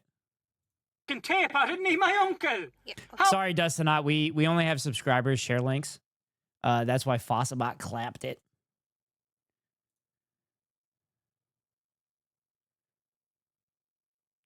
I guess there's more than one. Oh, there's more.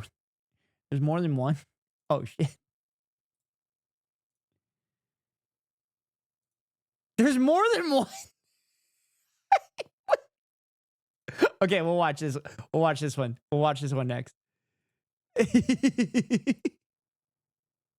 would I not know him? No, I was just thinking the last day. I was just wondering, do you think there's any reason why he hasn't, like, settled down and got a woman for himself? He hasn't met the right woman, Kathleen.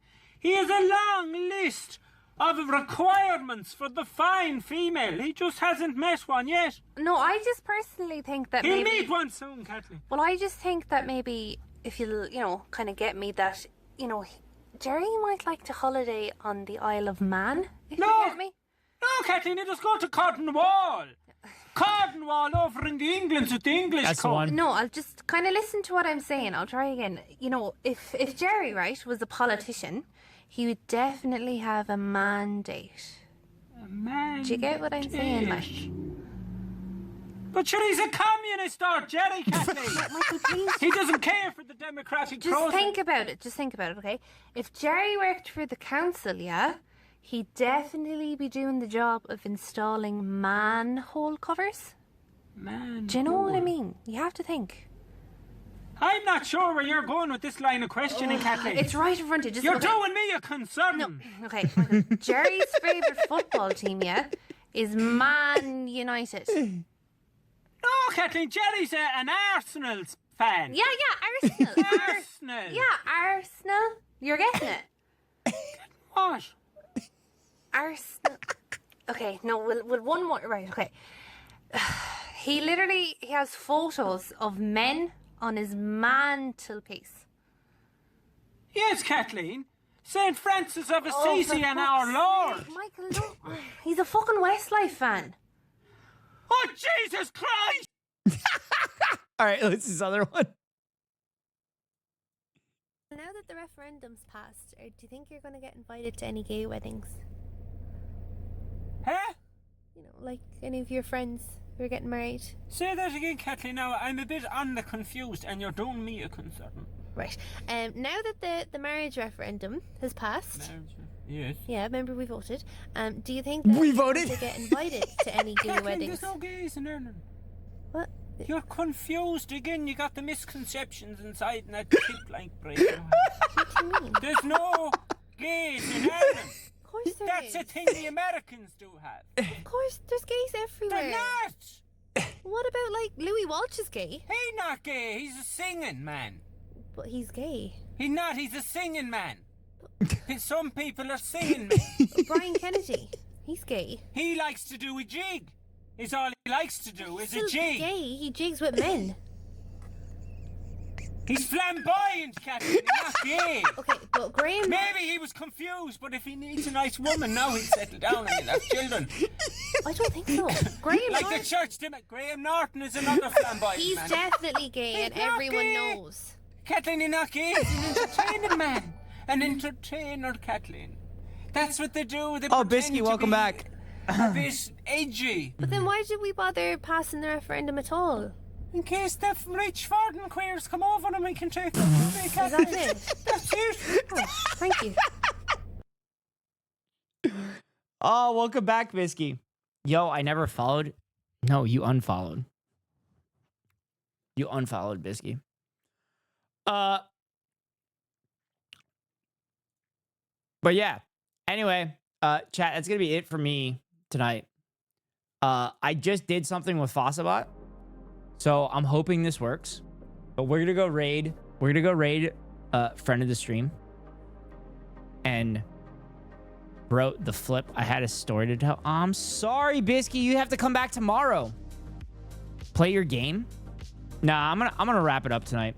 I gotta work first thing in tomorrow, and then I have baseball tomorrow. So I'll go live tomorrow after the baseball game. But I'm gonna send you all the okay-ish.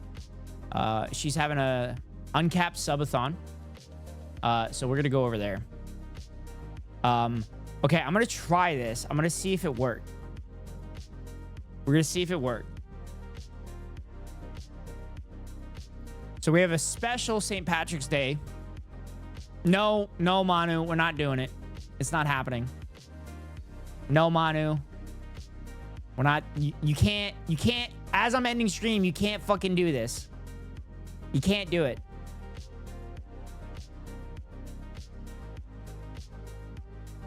God damn it, yeah, we're not doing this. You can't fucking do that. You can't do marbles as I'm literally raiding somebody. Are we? We're not doing marbles. I refunded it. Rain check. I refunded it. I'm literally typing in the person to raid. You can't do marbles at that moment. Basically, you just have to come in again. Anyway, we're raiding to okay-ish. We're raiding to okay-ish on this St. Patrick's Day. And I hope you all had a good St. Patrick's Day. And I hope you all enjoyed your Guinness, because I just looked up prices of Guinness under Trump tariffs, and they're going to be like 20 bucks a pint. Emily, no. What the fuck is wrong with you guys? Anyway, we had a beautiful stream and you guys are fucking it up. Oh shit, it didn't fucking work. It didn't work. Oh no! What's the Palestine flag one? What's the Palestine flag? What's the Palestine flag emote?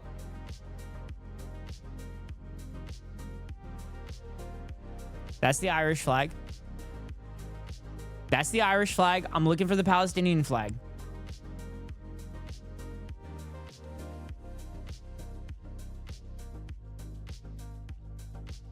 Yeah, what the fuck? Why didn't it work? Why didn't it work?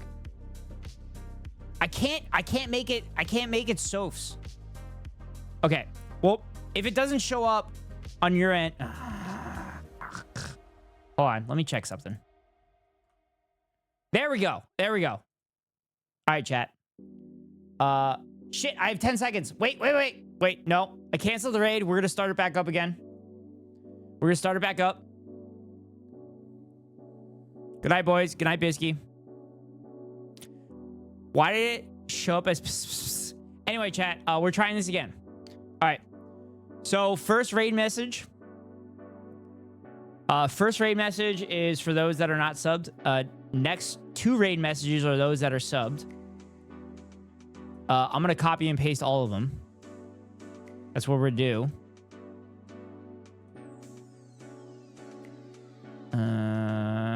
Copy and paste all of them. There we go. And then hopefully it'll show up. Okay, copy and paste it from my messages. I have my own rain message. Sure. Anyway, thank you all so much for being here. I know stream wasn't as fun as it normally is. But I think it was important to talk about the connection of Ireland with Palestine and the solidarity with Palestine on this St. Patrick's Day. But I hope you all enjoyed it. I hope you all had fun. But I will be back tomorrow. I will likely be late, probably minimum an hour late, but I will go live after the baseball game tomorrow. So with all that being said, wherever you are in the world, good morning, good afternoon, good night. See y'all later. Free Palestine.